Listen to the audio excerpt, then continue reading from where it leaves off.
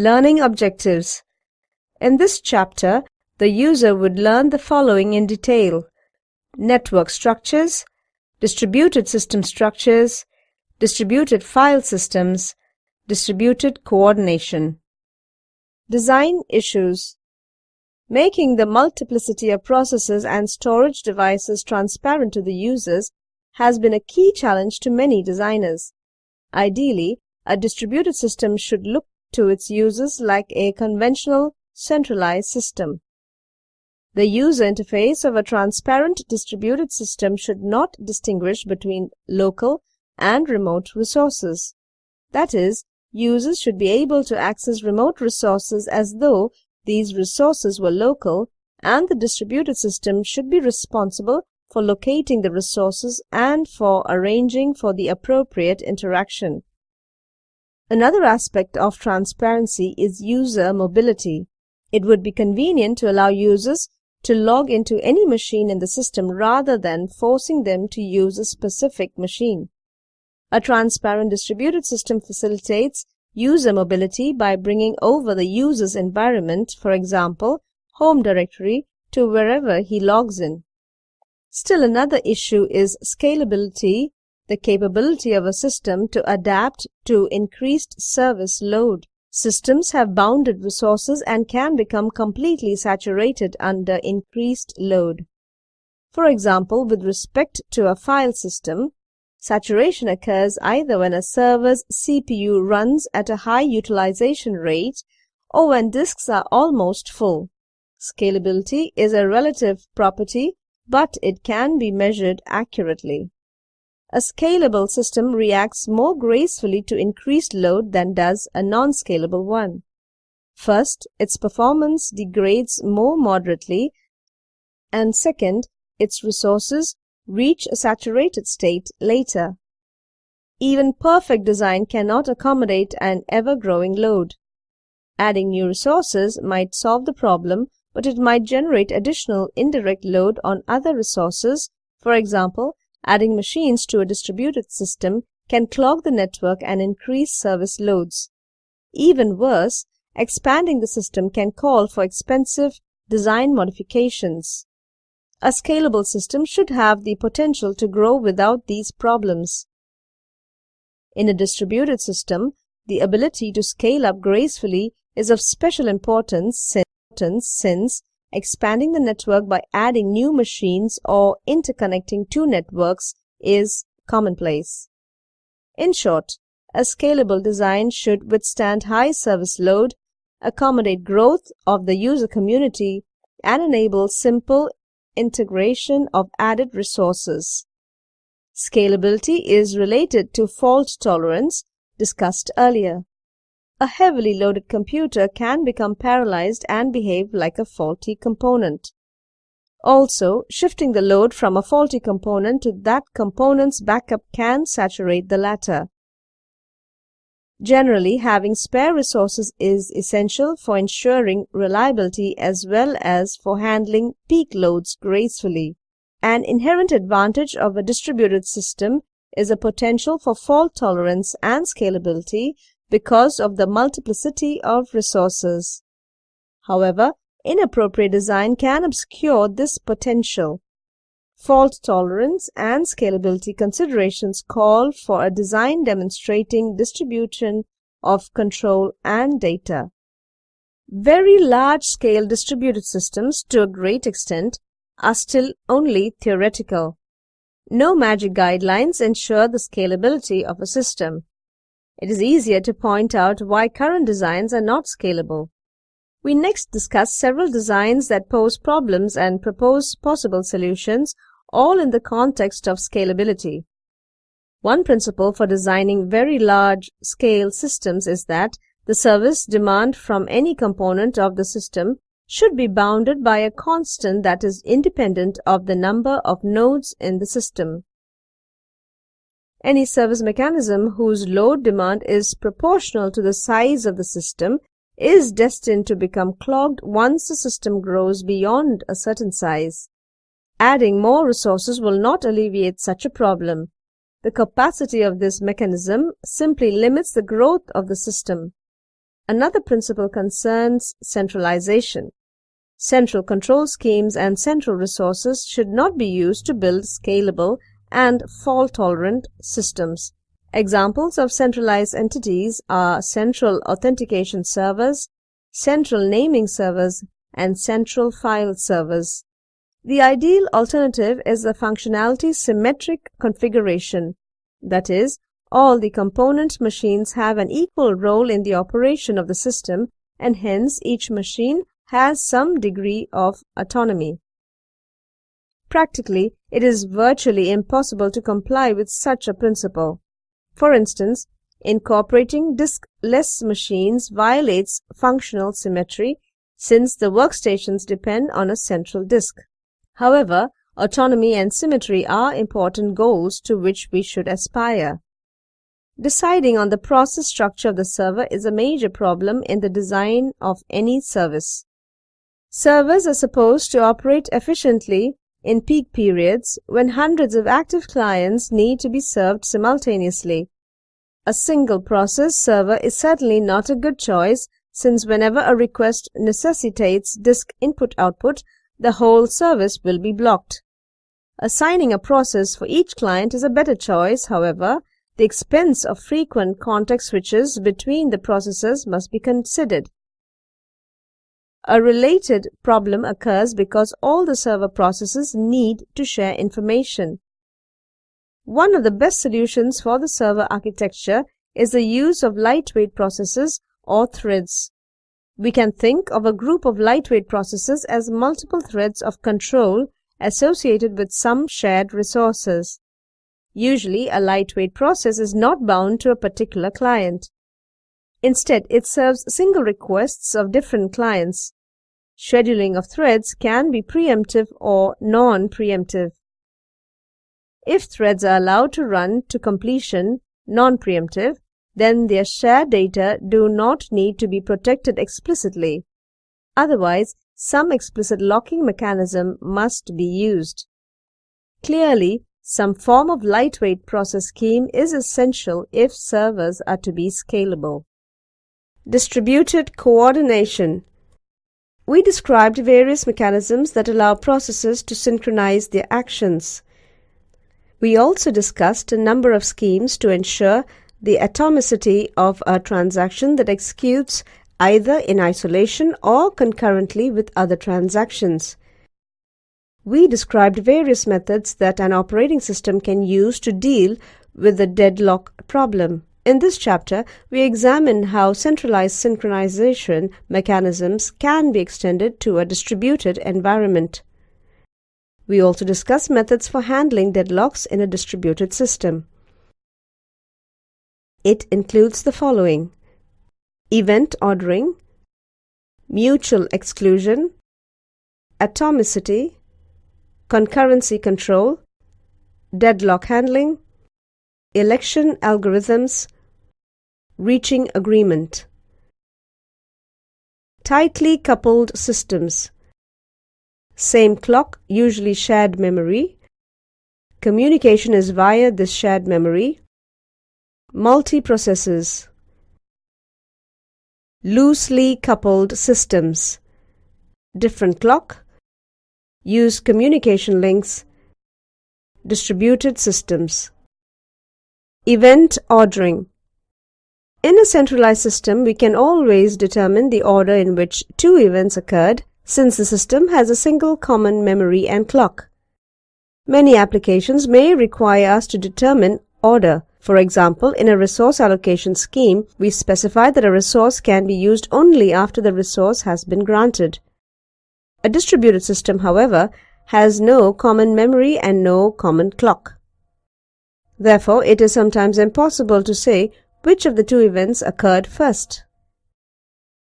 The happened before relation is only a partial ordering of the events in distributed systems.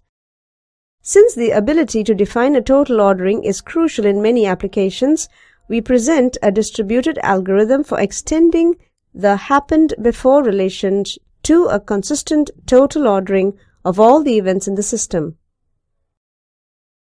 The happened before relation.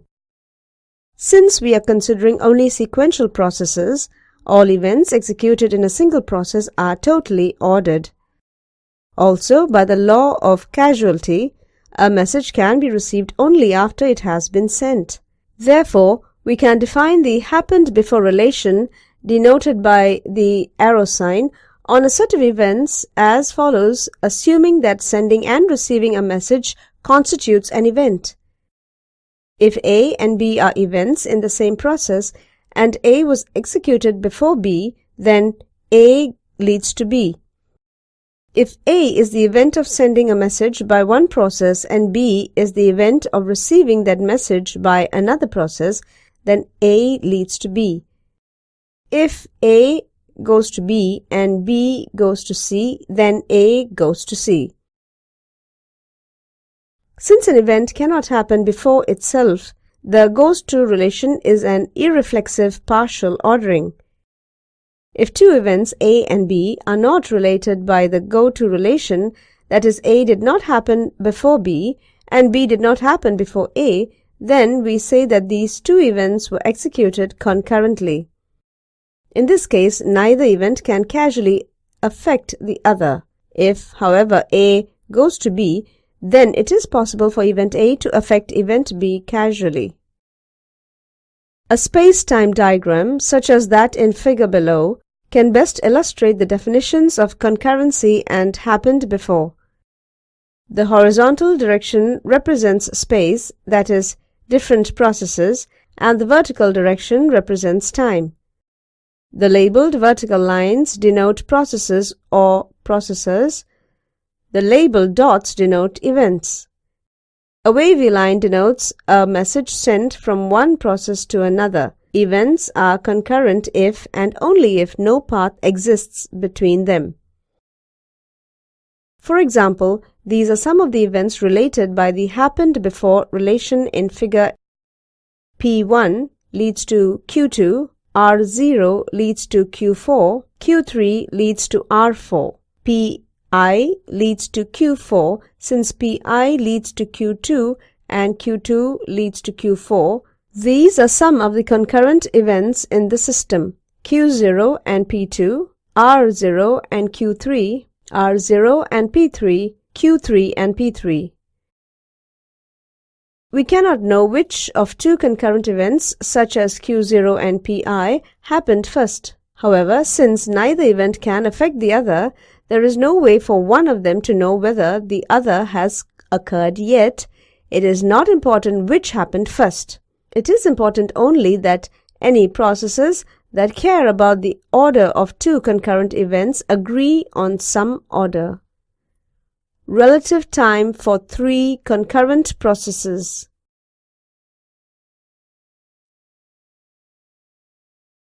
Implementation. To determine that an event A happened before an event B, we need either a common clock or a set of perfectly synchronized clocks.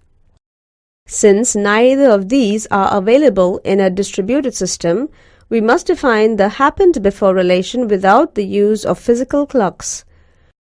We associate with each system event a timestamp. We can then define the global ordering requirement for every pair of events A and B. If A leads to B, then the timestamp of A is less than the timestamp of B. Below we will see that the converse need not be true. How do we enforce the global ordering requirement in a distributed environment? We define within each process Pi a logical clock, LCI. The logical clock can be implemented as a simple counter incremented between any two successive events executed within a process. Since the logical clock has a monotonically increasing value, it assigns a unique number to every event, and if an event A occurs before event B in process Pi, then LCI A is less than LCI B. The timestamp for an event is the value of the logical clock for that event. This scheme ensures that for any two events in the same process, the global ordering requirement is met. Unfortunately, the scheme does not ensure that the global ordering requirement is met across processes. To illustrate the problem, consider two processes P1 and P2 that communicate with each other. Suppose that Pi sends a message to P1 event A with LC1A equals to 200 and P2 receives the message P2 event B with LC2B equaling 195. Because the processor for P2 is slower than the processor for P1, its logical clock ticks more slowly. This situation violates a requirement since A leads to B, but the timestamp of A is greater than the timestamp of B. To resolve this difficulty, we require a process to advance its logical clock when it receives a message whose timestamp is greater than the current value of its logical clock. In particular, if process P receives a message event B with timestamp F and LC2B, which is less than T, then it should advance its clock so that LC2B minus T plus 1. Thus, in our example, when P2 receives the message from Pi, it will advance its logical clock so that LC2B equals to 201. Finally, to realize a total ordering, we need only observe that with our timestamp ordering scheme, if the timestamps of two events, A and B, are the same, then the events are concurrent. In this case, we may use process identity numbers to break ties and to create a total ordering.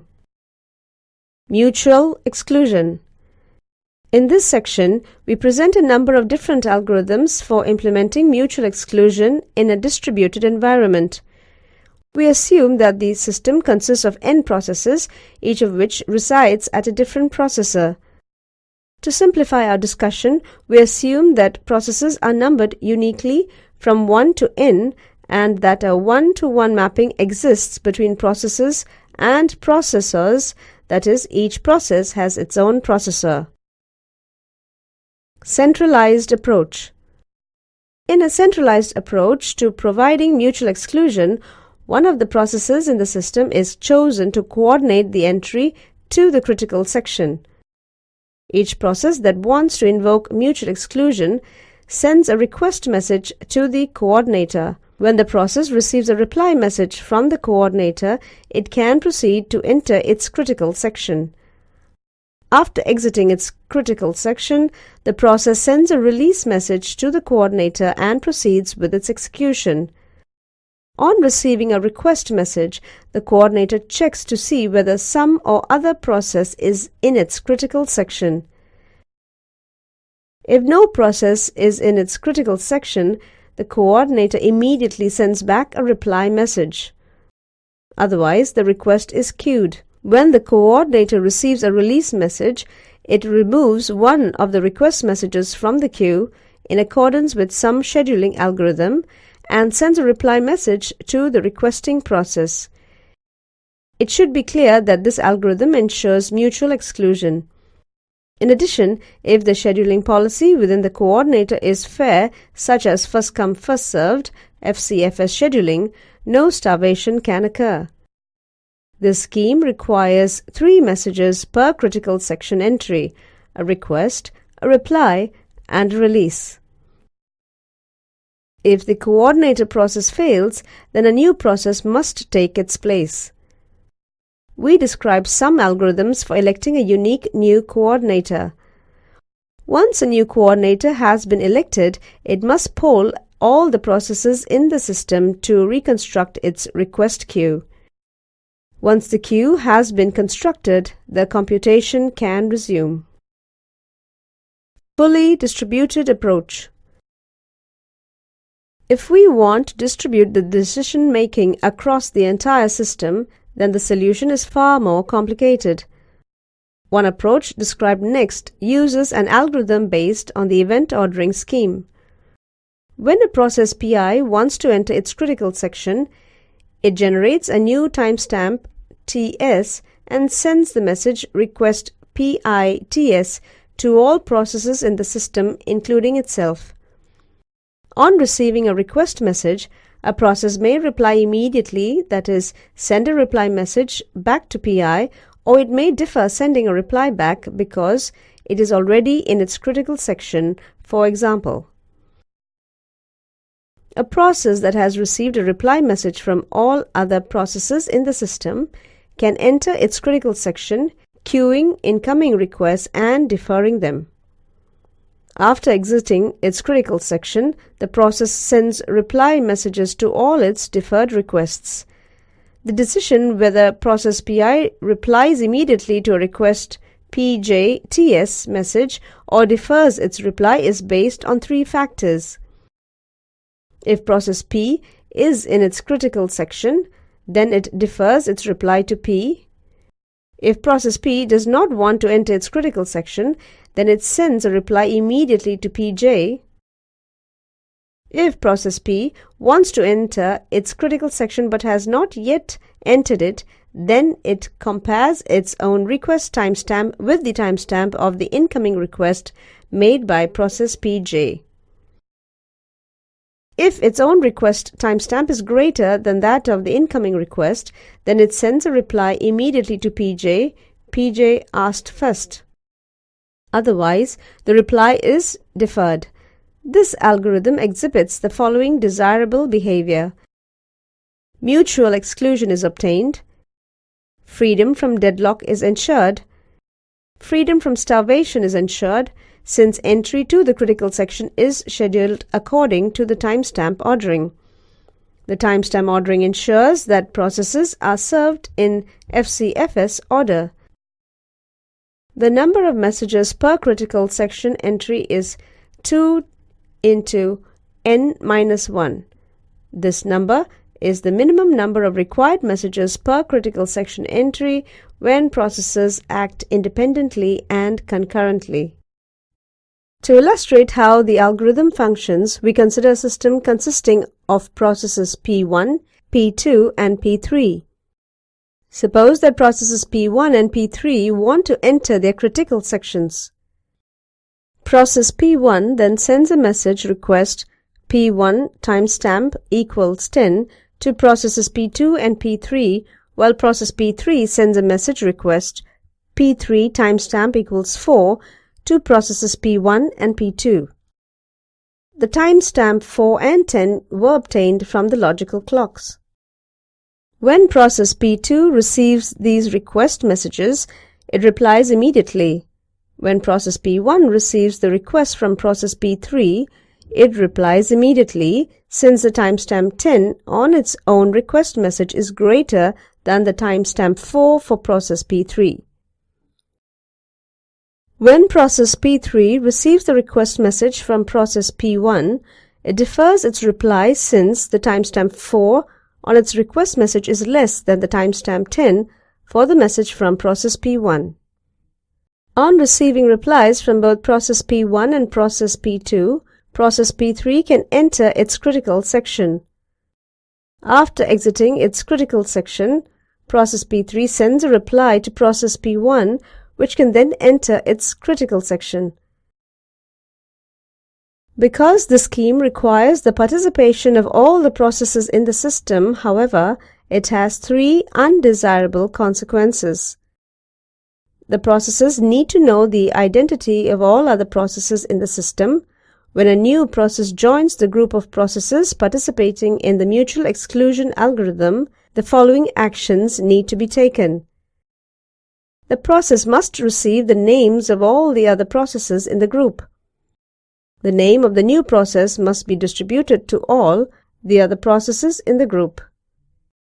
This task is not as trivial as it may seem, since some request and reply messages may be circulating in the system when the new process joins the group.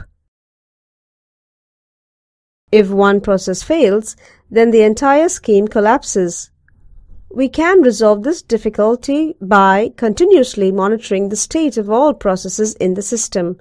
If one process fails, then all other processes are notified so that they will no longer send request messages to the failed process. When a process recovers, it must initiate the procedure that allows it to rejoin the group. Processes that have not entered their critical section must pause frequently to assure other processes that they intend to enter the critical section because of these difficulties. This protocol is best suited for small, stable sets of cooperating processes. Token passing approach. Another method of providing mutual exclusion is to circulate a token among the processes in the system. A token is a special type of message that is passed around the system. Possession of the token entitles the holder to enter the critical section. Since there is only a single token, only one process can be in its critical section at a time. We assume that the processes in the system are logically organized in a ring structure. The physical communication network need not be a ring. As long as the processes are connected to one another, it is possible to implement a logical ring. To implement mutual exclusion, we pass a token around the ring. When a process receives the token, it may enter its critical section keeping the token. After the process exits its critical section, the token is passed around again. If the process receiving the token does not want to enter its critical section, it passes the token to its neighbor. If the ring is unidirectional, freedom from starvation is ensured. The number of messages required to implement mutual exclusion may vary from one message per entry in the case of high contention, that is, every process wants to enter its critical section, to an infinite number of messages in the case of low contention, that is, no process wants to enter its critical section. Two types of failure must be considered.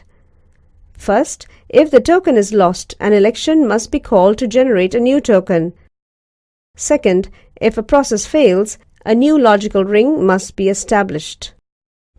Atomicity. The concept of an atomic transaction is a program unit that must be executed atomically. That is, either all the operations associated with it are executed to completion or none are performed. When we are dealing with a distributed system, ensuring the atomicity of a transaction becomes much more complicated than in a centralized system.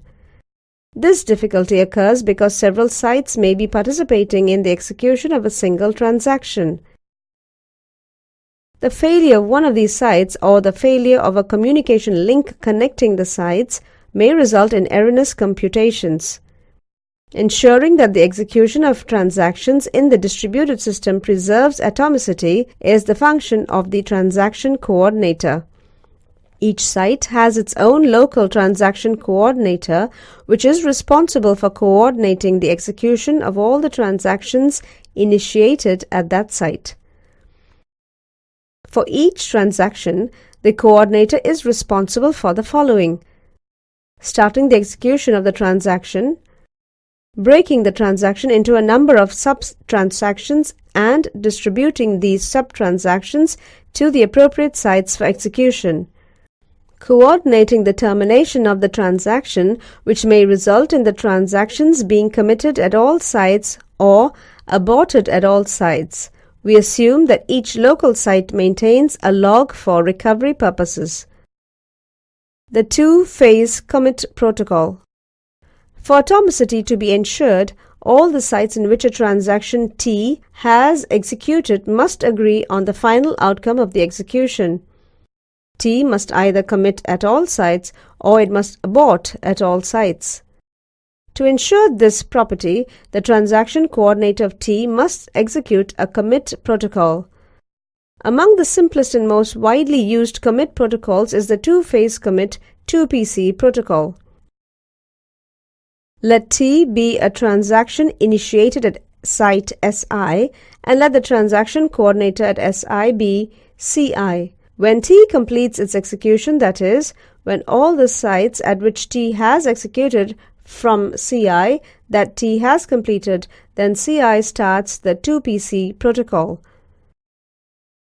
Phase 1. CI adds the record prepare T to the log and forces the record onto stable storage. It then sends a prepare T message to all the sites at which T has executed. On receiving the message, the transaction manager at that site determines whether it is willing to commit its portion of T. If the answer is no, it adds a record no T to the log, and then it responds by sending an abort T message to CI. If the answer is yes, it adds a record ready T to the log and forces all the log records corresponding to T onto stable storage. The transaction manager then replies with a ready T message to CI. Phase 2. When CI has received responses to prepare T message from all the sites, or when a pre-specified interval of time has elapsed since the prepare T message was sent out, a CI can determine whether the transaction T can be committed or aborted. Transaction T can be committed if CI has received a ready T message from all the participating sites. Otherwise, transaction T must be aborted. Depending on the verdict, either a record commit T or a record abort T is added to the log and is forced onto stable storage. At this point, the fate of the transaction has been sealed. Following this, the coordinator sends either a commit T or an abort T message to all participating sites. When a site receives that message, it records the message in the log.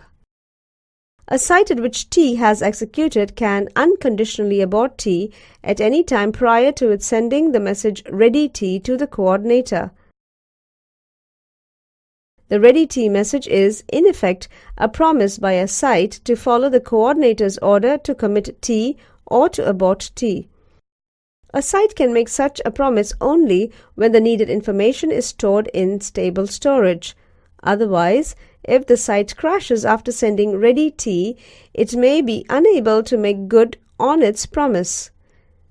Since unanimity is required to commit a transaction, the fate of T is sealed as soon as at least one site responds with abort T.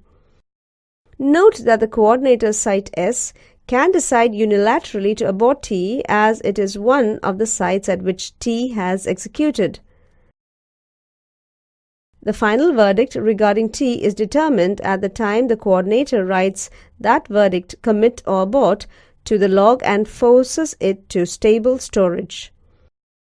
In some implementations of the 2PC protocol, a site sends an acknowledge T message to the coordinator at the end of the second phase of the protocol. When the coordinator has received the acknowledge T message from all the sites, it adds the record complete T to the log.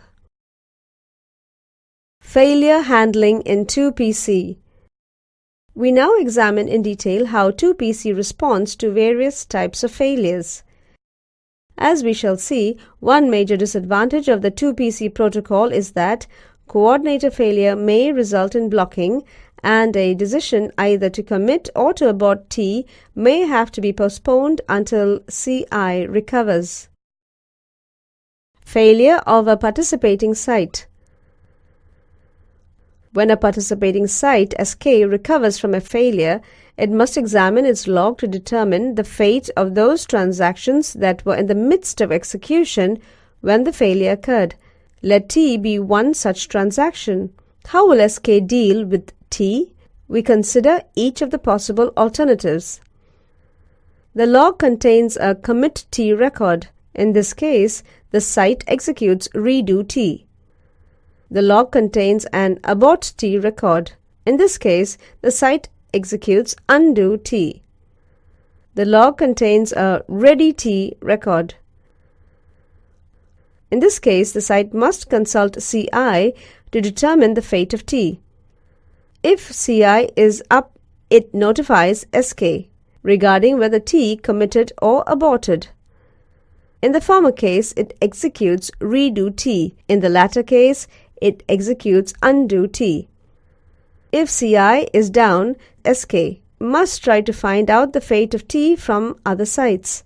It does so by sending a query status T message to all its log to determine whether T has executed there and, if so, whether T committed or aborted. It then notifies S/T about this outcome. If no site has the appropriate information, that is, whether T committed or aborted, then SK can neither abort nor commit T. The decision concerning T is postponed until SK can obtain the needed information. Thus, SK must periodically resend the query status T message to the other sites. It does so until a site recovers that contains the needed information. The site at which C resides always has the needed information. The log contains no control records abort, commit, ready concerning T. The absence of control records implies that SK failed before responding to the prepare T message from CI. Since the failure of SK means that it could not have sent such a response, by our algorithm CI must have aborted T. Hence, SK must execute undo T. Failure of the coordinator. If the coordinator fails in the midst of the execution of the commit protocol for transaction T, then the participating sites must decide on the fate of T. We shall see that in certain cases, the participating sites cannot decide whether to commit or abort T, and therefore these sites must wait for the recovery of the failed coordinator. If an active site contains a commit T record in its log, then T must be committed. If an active site contains an abort T record in its log, then T must be aborted. If some active site does not contain a ready T record in its log, then the failed coordinator CI cannot have decided to commit T. We can draw this conclusion because a site that does not have a ready T record in its log cannot have sent a ready T message to Q. However, the coordinator may have decided to abort F. Rather than wait for CI to recover, it is preferable to abort T in this case. If none of the preceding cases holds, then all the active sites must have a ready T record in their logs, but no additional control records such as abort T or commit T. Since the coordinator has failed, it is impossible to determine whether a decision has been made or, if so, what that decision is until the coordinator recovers. Thus, the active sites must wait for CI to recover. As long as the fate of T remains in doubt, T may continue to hold system resources. For example, if locking is used, T may hold locks on data at active sites. Such a situation is undesirable because hours or days may pass before CI is again active. During this time, other transactions may be forced to wait for T. As a result, data are unavailable not only on the failed site CI, but on active sites as well. The amount of unavailable data increases as the downtime of CI grows. This situation is called the blocking problem because T is blocked pending the recovery of the site CI. Failure of the network. When a link fails, the messages in the process of being routed through the link do not arrive at their destinations intact. From the viewpoint of the sites connected through that link, the other sites appear to have failed. Thus, our previous schemes apply here as well. When a number of links fail, the network may partition. In this case, two possibilities exist. The coordinator and all its participants may remain in one partition. In this case, the failure has no effect on the commit protocol. Alternatively, the coordinator and its participants may belong to several partitions. In this case, messages between the participant and the coordinator are lost, reducing the case to a link failure. Concurrency control. The transaction manager of a distributed database system manages the execution of those transactions or sub-transactions that access data stored in a local state. Each such transaction may be either a local transaction, that is, a transaction that executes only at that site, or part of a global transaction, that is, a transaction that executes at several sites. Each transaction manager is responsible for maintaining a log for recovery purposes and for participating in an appropriate concurrency control scheme to coordinate the concurrent execution of the transactions executing at that site. Locking protocols. The two-phase locking protocols described in Chapter 6 can be used in a distributed environment. The only change needed is in the way the lock manager is implemented. Here we present several possible schemes. The first deals with the case where no data replication is allowed. The others apply to the more general case where data can be replicated in several sites. We assume the existence of the shared and exclusive lock modes. Non-replicated scheme. If no data are replicated in the system, then the locking schemes can be applied as follows. Each site maintains a local lock manager whose function is to administer the lock and unlock requests for those data items stored in that site. When a transaction wishes to lock data item Q at site S1, it simply sends a message to the lock manager at site S, requesting a lock in a particular lock mode. If data item Q is locked in an incompatible mode, then the request is delayed until that request can be granted. Once it has been determined that the lock request can be granted, the lock manager sends a message back to the initiator indicating that the lock request has been granted. This scheme has the advantage of simple implementation. It requires 2 message transfers for handling lock requests and 1 message transfer for handling unlock requests. However, deadlock handling is more complex. Since the lock and unlock requests are no longer made at a single site, the various deadlock handling algorithms must be modified. These modifications are discussed in the later section of this chapter. Single coordinator approach. Several concurrency control schemes can be used in systems that allow data replication. Under the single coordinator approach, the system maintains a single lock manager that resides in a single chosen site, say SI. All lock and unlock requests are made at site SI. When a transaction needs to lock a data item, it sends a lock request to SI. The lock manager determines whether the lock can be granted immediately. If so, it sends a message to that effect to the site at which the lock request was initiated. Otherwise, the request is delayed until it can be granted, and at that time a message is sent to the site at which the lock request was initiated. The transaction can read the data item from any one of the sites at which a replica of the data item resides. In the case of a write operation, all the sites where a replica of the data item resides must be involved in the writing. The scheme has the following advantages. Simple implementation. This scheme requires 2 messages for handling lock requests and 1 message for handling unlock requests. Simple deadlock handling.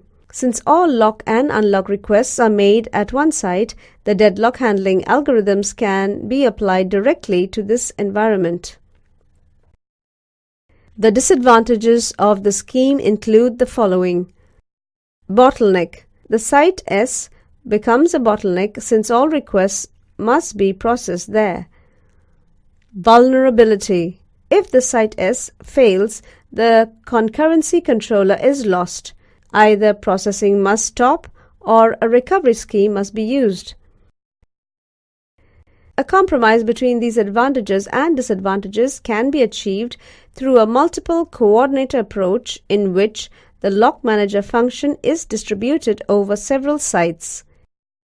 Each lock manager administers the lock and unlock requests for a subset of the data items, and the lock managers reside in different sites. This distribution reduces the degree to which the coordinator is a bottleneck, but it complicates deadlock handling since the lock and unlock requests are not made at a single site.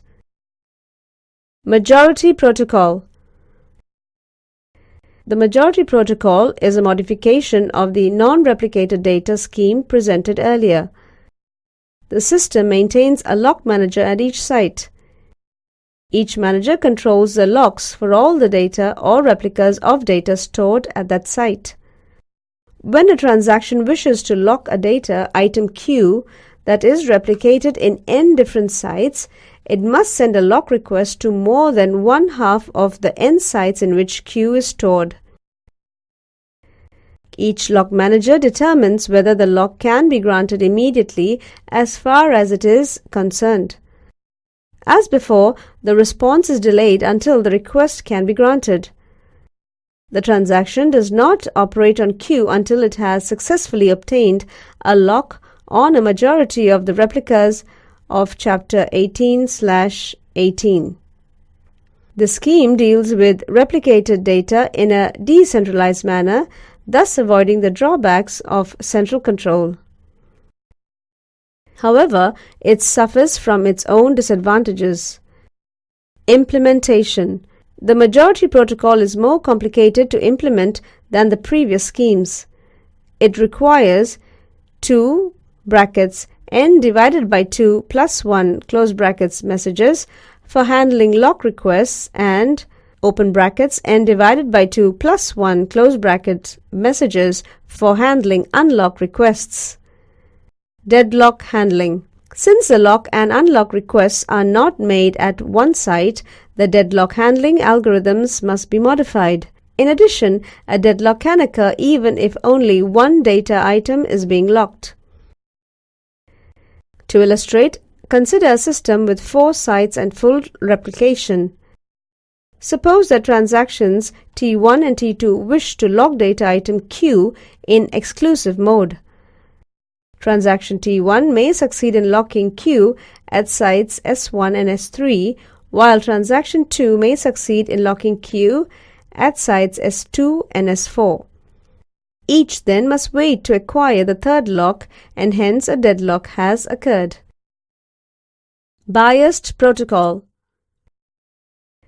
The biased protocol is similar to the majority protocol. The difference is that requests for shared locks are given more favorable treatment than are requests for exclusive locks. The system maintains a lock manager at each site. Each manager manages the locks for all the data items stored at that site. Shared and exclusive locks are handled differently. Shared locks. When a transaction needs to lock data item Q, it simply requests a lock on Q from the lock manager at one site containing a replica. Exclusive locks. When a transaction needs to lock data item Q, it requests a lock on Q from the lock manager at each site containing a replica. As before, the response to the request is delayed until the request can be granted. The scheme has the advantage of imposing less overhead on read operations than does the majority protocol. This advantage is especially significant in common cases in which the frequency of reads is much greater than the frequency of writes. However, the additional overhead on writes is a disadvantage. Furthermore, the biased protocol shares the majority protocol's disadvantage of complexity in handling deadlock. Primary copy. Yet another alternative is to choose one of the replicas as the primary copy. Thus, for each data item Q, the primary copy of Q must reside in precisely one site, which we call the primary site of Q. When a transaction needs to lock a data item Q, it requests a lock at the primary site of chapter 18/18. As before, the response to the request is delayed until the request can be granted. This scheme enables us to handle concurrency control for replicated data in much the same way as for unreplicated data. Implementation of the method is simple. However, if the primary site of Q fails, Q is inaccessible even though other sites containing a replica may be accessible. Time-stamping. The principal idea behind the time-stamping scheme is that each transaction is given a unique timestamp which is used to decide the serialization order. Our first task then, in generalizing the centralized scheme to a distributed scheme, is to develop a method for generating unique timestamps. Our previous protocols can then be applied directly to the non-replicated environment. Generation of unique timestamps. Two primary methods are used to generate unique timestamps. One is centralized and one is distributed. In the centralized scheme, a single site is chosen for distributing the timestamps. The site can use a logical counter or its own local clock for this purpose. In the distributed scheme, each site generates a local unique timestamp using either a logical counter or the local clock. The global unique timestamp is obtained by concatenation of the local unique timestamp with the site identifier, which must be unique. Figure below, generation of timestamp. The order of concatenation is important. We use the site identifier in the least significant position to ensure that the global timestamps generated in one site are not always greater than those generated in another site. Compare this technique for generating unique timestamps with the one in previous session for generating unique names. We may still have a problem if one site generates local timestamps at a faster rate than do other sites. In such a case, the fast site's logical counter will be larger than those of other sites. Therefore, all timestamps generated by the fast site will be larger than those generated by other sites. A mechanism is needed to ensure that local timestamps are generated fairly across the system. To accomplish the fair generation of timestamps, we define within each site Si a logical clock LCI which generates the local timestamp. To ensure that the various logical clocks are synchronized, we require that a site Si advance its logical clock whenever a transaction T with timestamp X, Y variables visits that site and X is greater than the current value of LCI. In this case, site Si advances its logical clock to the value X plus 1. If the system clock is used to generate timestamps, then timestamps are assigned fairly provided that no site has a system clock that runs fast or slow. Since clocks may not be perfectly accurate, a technique similar to that used for logical clocks must be used to ensure that no clock gets far ahead or far behind another clock. Timestamp ordering scheme. The basic timestamp scheme can be extended in a straightforward manner to a distributed system. As in the centralized case, cascading rollbacks may result if no mechanism is used to prevent a transaction from reading a data item value that is not yet committed. To eliminate cascading rollbacks, we can combine the basic timestamp scheme with the 2PC protocol to obtain a protocol that ensures serializability with no cascading rollbacks. We leave the development of such an algorithm to you. The basic timestamp scheme just described suffers from the undesirable property that conflicts between transactions are resolved through rollbacks rather than through waits. To alleviate this problem, we can buffer the various read and write operations, that is, delay them until a time when we are assured that these operations can take place without causing aborts. A read X operation by Ti must be delayed if there exists a transaction Tj that will perform a write X operation but has not yet done so, and Ts Tj is less than Ts Ti. Similarly, a write X operation by Ti must be delayed if there exists a transaction Ti that will perform either a read X or a write X operation, and Ts Tj is less than Ti. Various methods are available for ensuring this property. One such method, called the conservative timestamp ordering scheme, requires each site to maintain a read queue and a write queue consisting of all the read and write requests that are to be executed at the site and that must be delayed to preserve the above property. Deadlock handling. The deadlock prevention, deadlock avoidance, and deadlock detection algorithms can be extended so that they can be used in a distributed system. Deadlock prevention and avoidance. The deadlock prevention and deadlock avoidance algorithms can be used in a distributed system provided that appropriate modifications are made. For example, we can use the resource ordering deadlock prevention technique by simply defining a global ordering among the system resources. That is, all resources in the entire system are assigned unique numbers, and a process may request a resource at any processor with unique number only if it is not holding a resource with a unique number greater than I. Similarly, we can use the banker's algorithm in a distributed system by designing one of the processes in the system, the banker, as the process that maintains the information necessary to carry out the banker's algorithm. Every resource request must be channeled through the banker.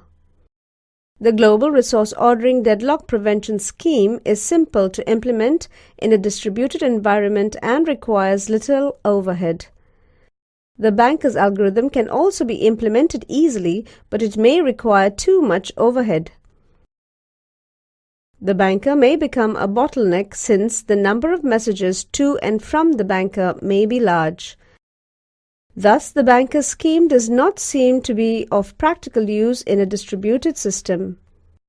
We turn next to a new deadlock prevention scheme based on a timestamp ordering approach with resource preemption. Although this approach can handle any deadlock situation that may arise in a distributed system, for simplicity we consider only the case of a single instance of each resource type. To control the preemption, we assign a unique priority number to each process. These numbers are used to decide whether the process Pj should wait for a process Pi. For example, we can let Pi wait for Pj if Pj has a priority higher than that of Pi, otherwise Pi is rollback. The scheme prevents deadlocks because for every edge Pi goes to Pj in the wait for graph, Pi has a higher priority than Pj. Thus, a cycle cannot exist. One difficulty with this scheme is the possibility of starvation. Some processes with extremely low priorities may always be rollback. This difficulty can be avoided through the use of timestamps. Each process in the system is assigned a unique timestamp when it is created. Two complementary deadlock prevention schemes using timestamps have been proposed. The wait-die scheme. This approach is based on a non-preemptive technique. When process Pi requests a resource currently held by Pj, Pj is allowed to wait only if it has a smaller timestamp than does Pi, that is, Pi is older than P. Otherwise, P is rollback, dies. For example, suppose that processes P1, P2 and P3 have timestamps 5, 10 and 15 respectively. If P1 requests a resource held by P2, P1 will wait. If P3 requests a resource held by P2, P3 will be rolled back. The wound wait scheme. This approach is based on a preemptive technique and is a counterpart to the wait-die approach. When process Pi requests a resource currently held by Pj, Pi is allowed to wait only if it has a larger timestamp than does Pj. That is, Pi is younger than Pj. Otherwise, Pj is rolled back, Pj is wounded by Pi. Returning to our previous example with processes P1, P2 and P3, if P1 requests a resource held by P2, then the resource will be preempted from P1 and P2 will be rolled back. If P3 requests a resource held by P2, then P3 will wait. Both schemes can avoid starvation provided that when a process is rolled back, it is not assigned a new timestamp. Since timestamps always increase, a process that is rolled back will eventually have the smallest timestamp. Thus, it will not be rolled back again. There are, however, significant differences in the way the two schemes operate. In the wait-die scheme, an older process must wait for a younger one to release its resource. Thus, the older the process gets, the more it tends to wait. By contrast, in the wound wait scheme, an older process never waits for a younger process. In the wait-die scheme, if a process Pi dies and is rolled back because it has requested a resource held by process Pj, then Pi may reissue the same sequence of requests when it is restarted. If the resource is still held by Pj, then Pj will die again. Thus, P may die several times before acquiring the needed resource. Contrast these series of events with what happens in the wound wait scheme. Process Pi is wounded and rolled back because Pj has requested a resource it holds. When Pi is restarted and requests the resource now being held by Pj, Pi waits. Thus, fewer rollbacks occur in the wound wait scheme. The major problem with both schemes is that unnecessary rollbacks may occur. Deadlock detection. The deadlock prevention algorithm may preempt resources even if no deadlock has occurred. To prevent unnecessary preemptions, we can use a deadlock detection algorithm. We construct a wait-for graph describing the resource allocation state. Since we are assuming only a single resource of each type, a cycle in the wait-for graph represents a deadlock. The main problem in a distributed system is deciding how to maintain the wait-for graph. We illustrate this problem by describing several common techniques to deal with this issue. These schemes require each site to keep a local wait-for graph. The nodes of the graph correspond to all the processes, local as well as non-local, currently holding or requesting any of the resources local to that site. For example, in figure below, two local waits, we have a system consisting of two sites, each maintaining its local wait-for graph. Site S1, Site S2. Note that processes Pi and Pj appear in both graphs, indicating that the processes have requested resources at both sites. These local wait-for graphs are constructed in the usual manner for local processes and resources.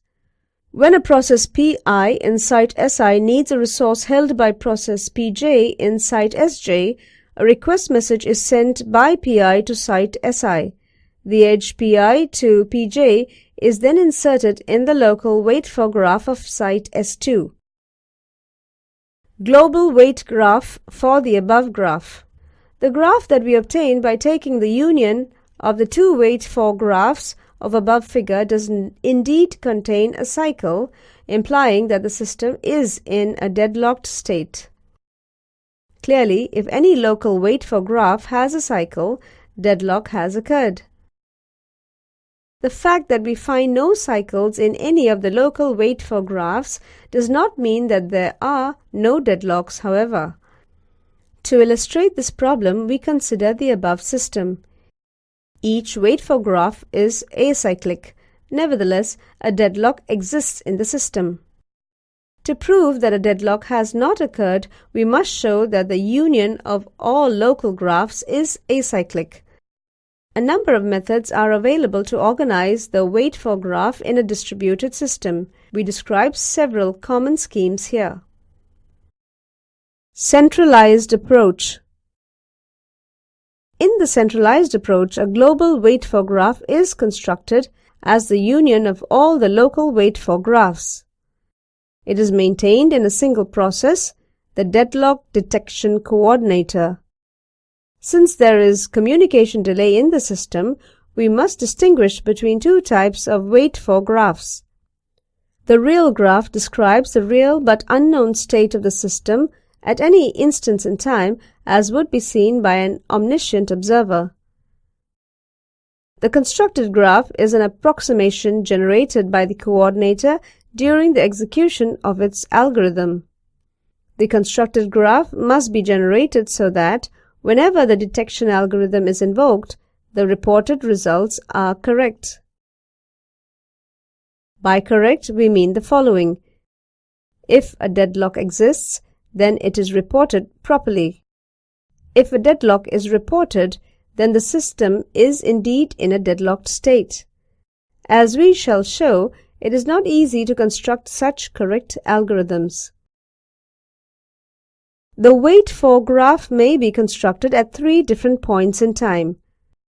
Whenever a new edge is inserted in or removed from one of the local wait for graphs, periodically, when a number of changes have occurred in a wait for graph, whenever the deadlock detection coordinator needs to invoke the cycle detection algorithm.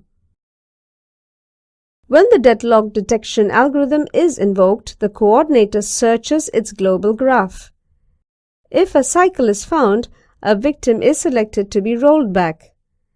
The coordinator must notify all the sites that a particular process has been selected as victim. The sites in turn roll back the victim process. Let us consider option 1. Whenever an edge is either inserted in or removed from a local graph, the local site must also send a message to the coordinator to notify it of this modification. On receiving such a message, the coordinator updates its global graph. Alternatively, option 2, a site can send a number of such changes in a single message periodically. Returning to our previous example, the coordinator process will maintain the global wait for graph as depicted in figure below. When site S2 inserts the edge P3 leads to P4 in its local wait for graph, it also sends a message to the coordinator. Similarly, when site S1 deletes the edge P5 leads to P1 because P1 has released a resource that was requested by P5, an appropriate message is sent to the coordinator. Fully distributed approach. In the fully distributed deadlock detection algorithm, all controllers share equally the responsibility for detecting deadlock. Every site constructs a wait for graph that represents a part of the total graph depending on the dynamic behavior of the system. The idea is that if a deadlock exists, a cycle will appear in at least one of the partial graphs. We present one such algorithm which involves construction of partial graphs in every site. Each site maintains its own local wait for graph. Allow wait for graph in this scheme differs from the one described earlier in that we add one additional node Px to the graph. An arc Pi leads to Px exists in the graph if Pi is waiting for a data item in another site being held by any process. Similarly, an arc Px leads to Pj exists in the graph if a process at another site is waiting to acquire a resource currently being held by Pj in this local site. Election algorithms. Many distributed algorithms employ a coordinator process that performs functions needed by the other processes in the system. These functions include enforcing mutual exclusion, maintaining a global wait-for graph for deadlock detection, replacing a lost token, and controlling an input or output device in the system. If the coordinator process fails due to the failure of the site at which it resides, the system can continue execution only by restarting a new copy of the coordinator on some other site. The algorithms that determine whether a new copy of the coordinator should be restarted are called election algorithms. Election algorithms assume that a unique priority number is associated with each active process in the system. For each of notation, we assume that the priority number of a process, Pi, is 1. To simplify our discussion, we assume a one-to-one correspondence between processes and sites and thus refer to both as processes. The coordinator is always the process with the largest priority number. Hence, when a coordinator fails, the algorithm must elect that active process with the largest priority number. This number must be sent to each active process in the system. In addition, the algorithm must provide a mechanism for a recovered process to identify the current coordinator. In this section, we present examples of election algorithms for two different configurations of distributed systems. The first algorithm applies to systems where every process can send a message to every other process in the system. The second algorithm applies to systems organized as a ring, logically or physically. Both algorithms require N2 messages for an election, where N is the number of processes in the system. We assume that a process that has failed knows on recovery that it has indeed failed and thus takes appropriate actions to rejoin the set of active processes. The bully algorithm. Suppose that process Pi sends a request that is not answered by the coordinator within a time interval t. In this situation, it is assumed that the coordinator has failed and P tries to elect itself as the new coordinator. This task is completed through the following algorithm. Process Pi sends an election message to every process with a higher priority number. Process Pi then waits for a time interval t for an answer from any one of these processes. If no response is received within time t, Pi assumes that all processes with numbers greater than I have failed and elects itself the new coordinator. Process Pi restarts a new copy of the coordinator and sends a message to inform all active processes with priority numbers less than I that Pi is the new coordinator. However, if an answer is received, Pi begins a time interval t, waiting to receive a message informing it that a process with a higher priority number has been elected. That is, some other process is electing itself coordinator and should report the results within time t. If no message is sent within t, then the process with a higher number is assumed to have failed, and process Pi should restart the algorithm. If Pi is not the coordinator, then at any time during execution, Pi may receive one of the following two messages from process Pi. Pj has a new coordinator where j is greater than I. Process Pi in turn records this information. Pj has started an election where j is less than I.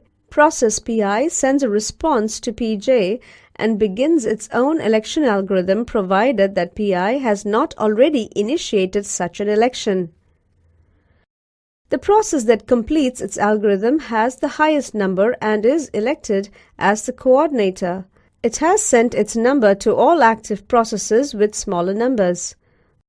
After a failed process recovers, it immediately begins execution of the same algorithm. If there are no active processes with higher numbers, the recovered process forces all processes with lower numbers to let it become the coordinator process even if there is a currently active coordinator with a lower number. For this reason, the algorithm is termed the bully algorithm. We can demonstrate the operation of the algorithm with a simple example of a system consisting of processes Pi through Pj. The operations are as follows. All processes are active. P4 is the coordinator process.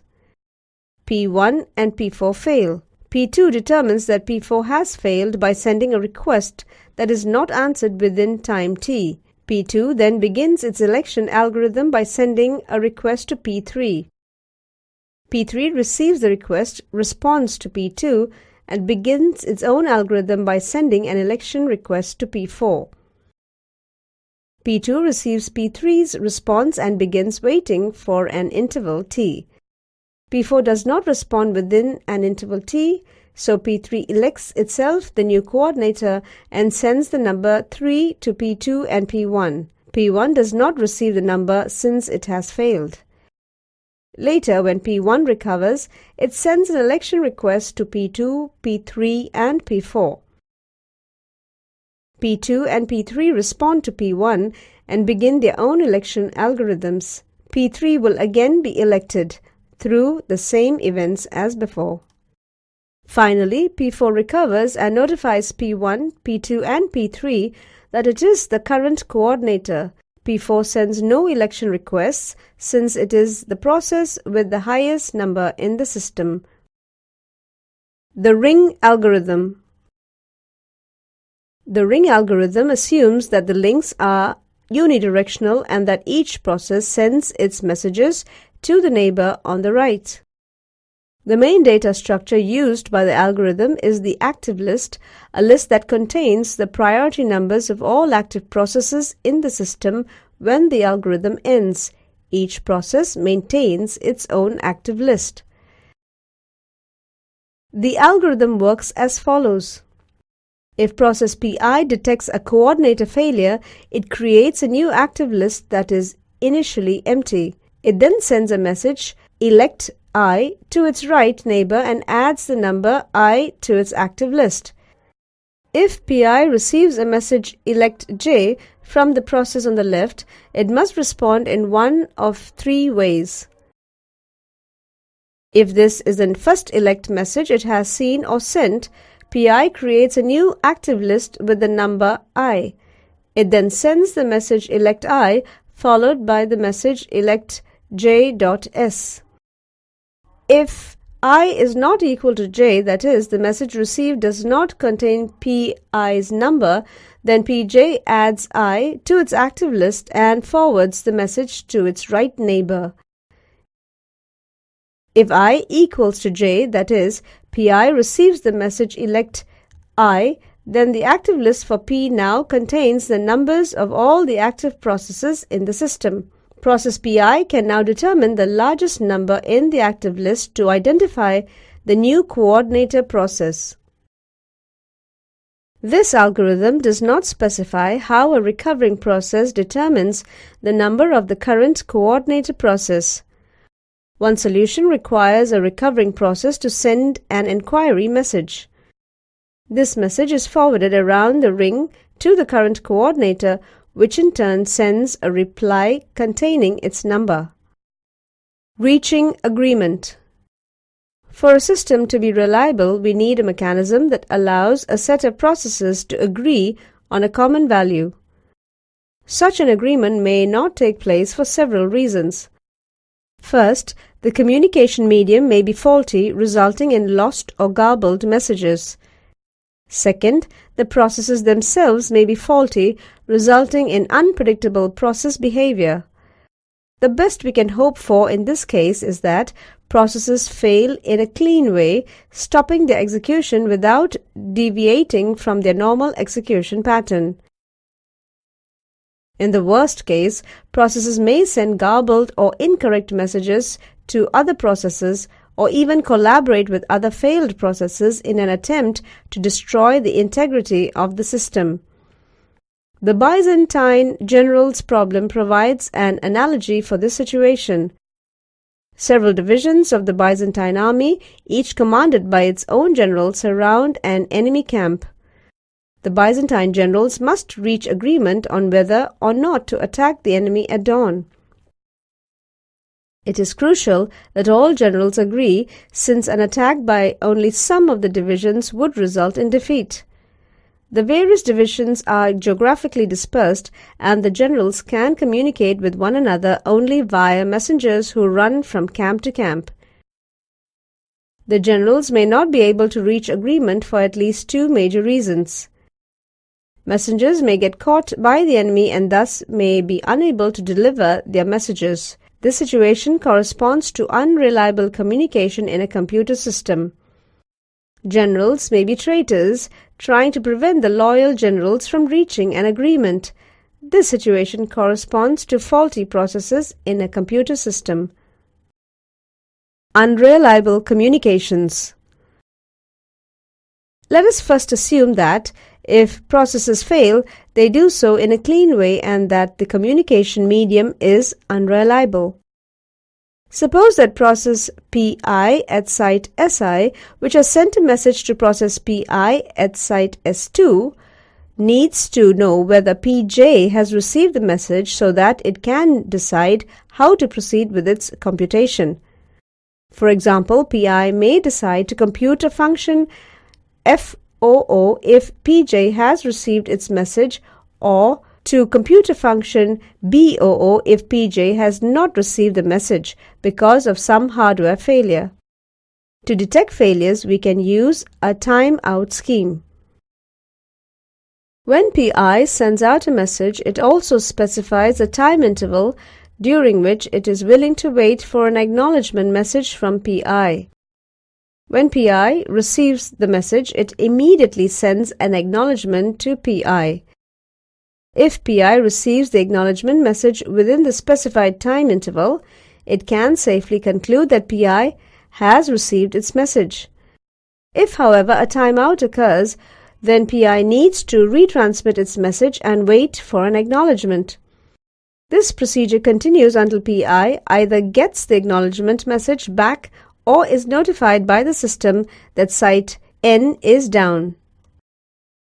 In the first case, it will compute Si. In the latter case, it will compute F. Note that if these are the only two viable alternatives, Pi must wait until it has been notified that one of the situations has occurred. Suppose now that Pi also needs to know that Pi has received its acknowledgement message so that it can decide how to proceed with its computation. For example, Pj may want to compute FOO only if it is assumed that Pj got its acknowledgement. In other words, Pi and Pj will compute FOO if and only if both have agreed on it. It turns out that in the presence of failure, it is not possible to accomplish this task. More precisely, it is not possible in a distributed environment for processes Pi and Pj to agree completely on their respective states. To prove this claim, let us suppose that a minimal sequence of message transfers exists such that after the messages have been delivered, both processes agree to compute FOO. Let M be the last message sent by Pi to Pj. Since Pi does not know whether its message will arrive at Pj, since the message may be lost due to a failure, Pi will execute FOO regardless of the outcome of the message delivery. Thus, M could be removed from the sequence without affecting the decision procedure. Hence, the original sequence was not minimal, contradicting our assumption and showing that there is no sequence. The process can never be sure that both will compute FOO. Faulty processes. Now let us assume that the communication medium is reliable, but that processes can fail in unpredictable ways. Consider a system of n processes of which no more than m are faulty. Suppose that each process Pi has some private value of Vi. we wish to devise an algorithm that allows each non-faulty process Pi to construct a vector as follows.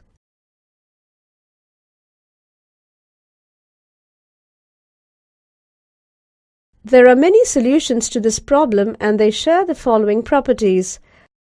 A correct algorithm can be devised only if n is greater than 3 times m plus 1. The worst case delay for reaching agreement is proportionate to m plus 1 message passing delays. The number of messages required for reaching agreement is large. No single process is trustworthy, so all processes must collect all information and make their own decisions. Rather than presenting a general solution which would be complicated, we present an algorithm for the simple case where m equals to 1 and n equals to 4. The algorithm requires 2 rounds of information exchange. Each process sends its private value to the other 3 processes. Each process sends the information it has obtained in the first round to all other processes.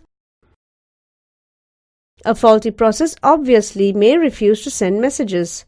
In this case, a non-faulty process can choose an arbitrary value and pretend that the value was sent by the faulty process. Once these 2 rounds are completed, a non-faulty process Pi can construct its vector xi equals to ai1, ai2, ai3, ai4 as follows.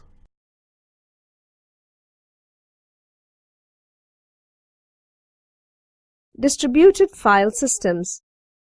A distributed file system, DFS, is a distributed implementation of the classical time-sharing model of a file system where multiple users share files and storage resources. The purpose of a DFS is to support the same kind of sharing when the files are physically dispersed among the sites of a distributed system. In this chapter, we describe how a DFS can be designed and implemented. First, we discuss common concepts on which DFSs are based. Then, we illustrate our concepts by examining one influential DFS, the Andrew File System AFS. Background.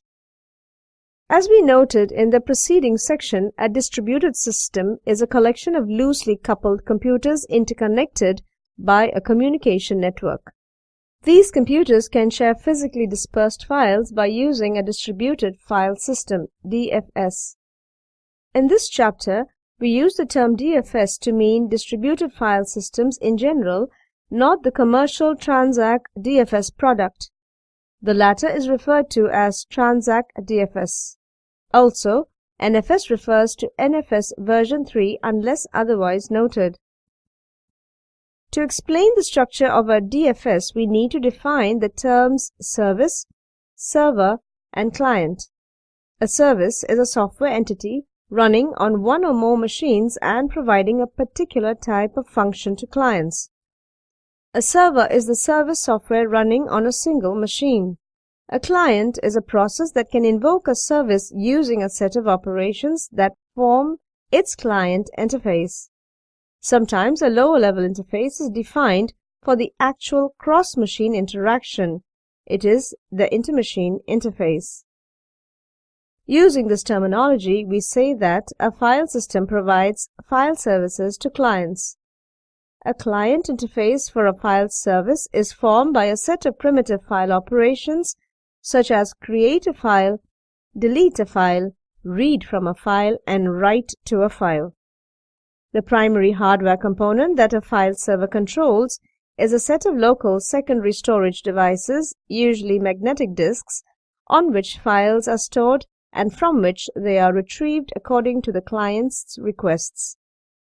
A DFS is a file system whose clients, servers, and storage devices are dispersed among the machines of a distributed system. Accordingly, service activity has to be carried out across the network. Instead of a single centralized data repository, the system frequently has multiple and independent storage devices. As you will see in this text, the concrete configuration and implementation of a DFS may vary from system to system. In some configurations, servers run on dedicated machines. In others, a machine can be both a server and a client.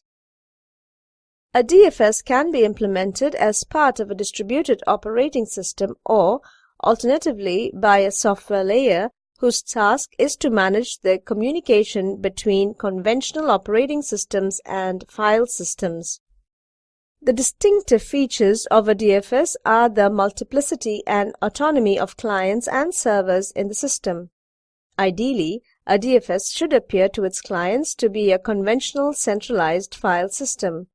The multiplicity and dispersion of its servers and storage devices should be made invisible. That is, the client interface of a DFS should not distinguish between local and remote files. It is up to the DFS to locate the files and to arrange for the transport of the data. A transparent DFS facilitates user mobility by bringing the user's environment, that is, home directory, to wherever a user logs in. The most important performance measurement of a DFS is the amount of time needed to satisfy service requests. In conventional systems, this time consists of disk access time and a small amount of CPU processing time. In a DFS, however, a remote access has the additional overhead attributed to the distributed structure. This overhead includes the time to deliver the request to a server as well as the time to get the response across the network back to the client. For each direction, in addition to the transfer of the information, there is the CPU overhead of running the communication protocol software. The performance of a DFS can be viewed as another dimension of the DFS's transparency. That is, the performance of an ideal DFS would be comparable to that of a conventional file system. The fact that a DFS manages a set of dispersal storage devices is the DFS's key distinguishing feature. The overall storage space managed by a DFS is composed different and remotely located smaller storage spaces. Usually, these constituent storage spaces correspond to sets of files. A component unit is a smaller set of files that can be stored on a single machine independently from other units. All files belonging to the same component unit must reside in the same location. Distributed system structure. Introduction. A distributed system is a collection of processors that do not share memory or a clock. Instead, each processor has its own local memory, and the processors communicate with one another through communication lines such as local area or wide area networks. The processors in a distributed system vary in size and function. Such systems may include small handheld or real-time devices, personal computers, workstations, and large mainframe computer systems. A distributed file system is a file service system whose users, servers, and storage devices are dispersed among the sites of a distributed system. Accordingly, service activity has to be carried out across the network.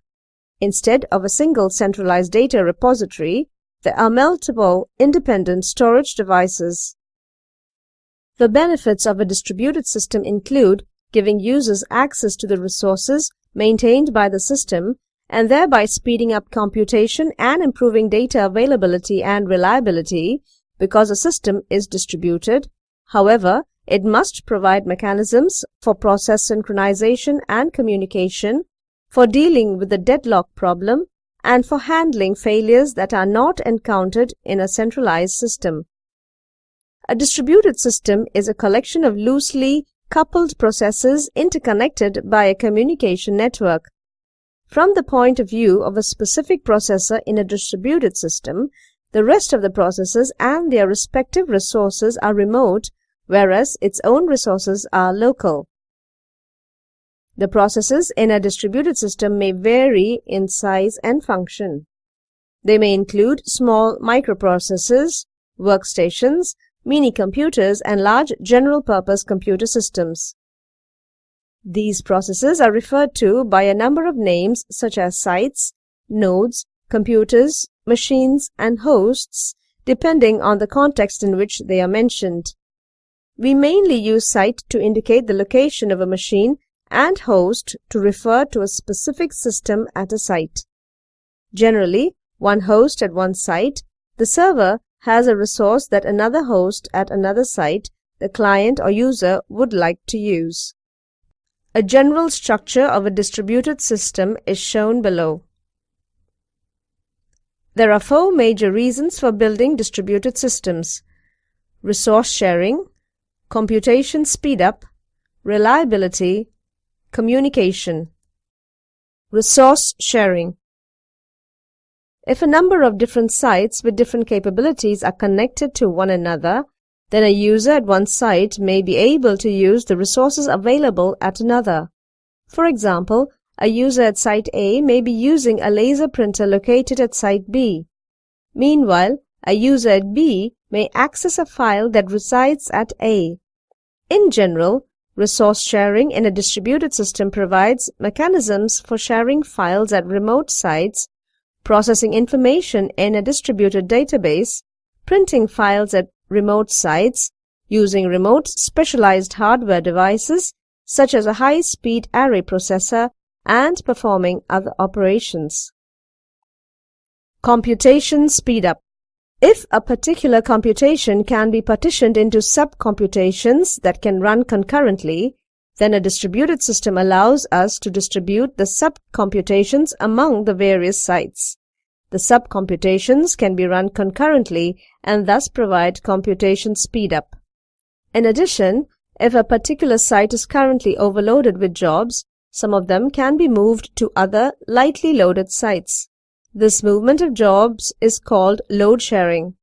Automated load sharing, in which the distributed operating system automatically moves jobs, is not yet common in commercial systems. Reliability. If one site fails in a distributed system, the remaining sites can continue operating, giving the system better reliability. If the system is composed of multiple large autonomous installations, that is, general-purpose computers, the failure of one of them should not affect the rest. If, however, the system is composed of small machines, each of which is responsible for some crucial system function, such as terminal character input-output or the file system, then a single failure may halt the operation of the whole system. In general, with enough redundancy in both hardware and data, the system can continue operation even if some of its sites have failed. The failure of a site must be detected by the system and appropriate action may be needed to recover from the failure. The system must no longer use the services of that site. In addition, if the function of the failed site can be taken over by another site, the system must ensure that the transfer function occurs correctly. Finally, when the failed site recovers or is repaired, mechanisms must be available to integrate it back into the system smoothly. Communication. When several sites are connected to one another by a communication network, users at the various sites have the opportunity to exchange information. At a low level, messages are passed between systems, much as messages are passed between processes in the single computer message system. Given message passing, all the higher-level functionality found in standalone systems can be expanded to encompass the distributed system. Such functions include file transfer, login, mail, and remote procedure calls, RPCs. The advantage of a distributed system is that these functions can be carried out over great distances. Two people at geographically distant sites can collaborate on a project, for example, by transferring the files of the project, logging into each other's remote systems to run programs, and exchanging mail to coordinate the work. Users minimize the limitations inherent in long-distance work. The advantages of distributed systems have resulted in an industry-wide trend toward downsizing.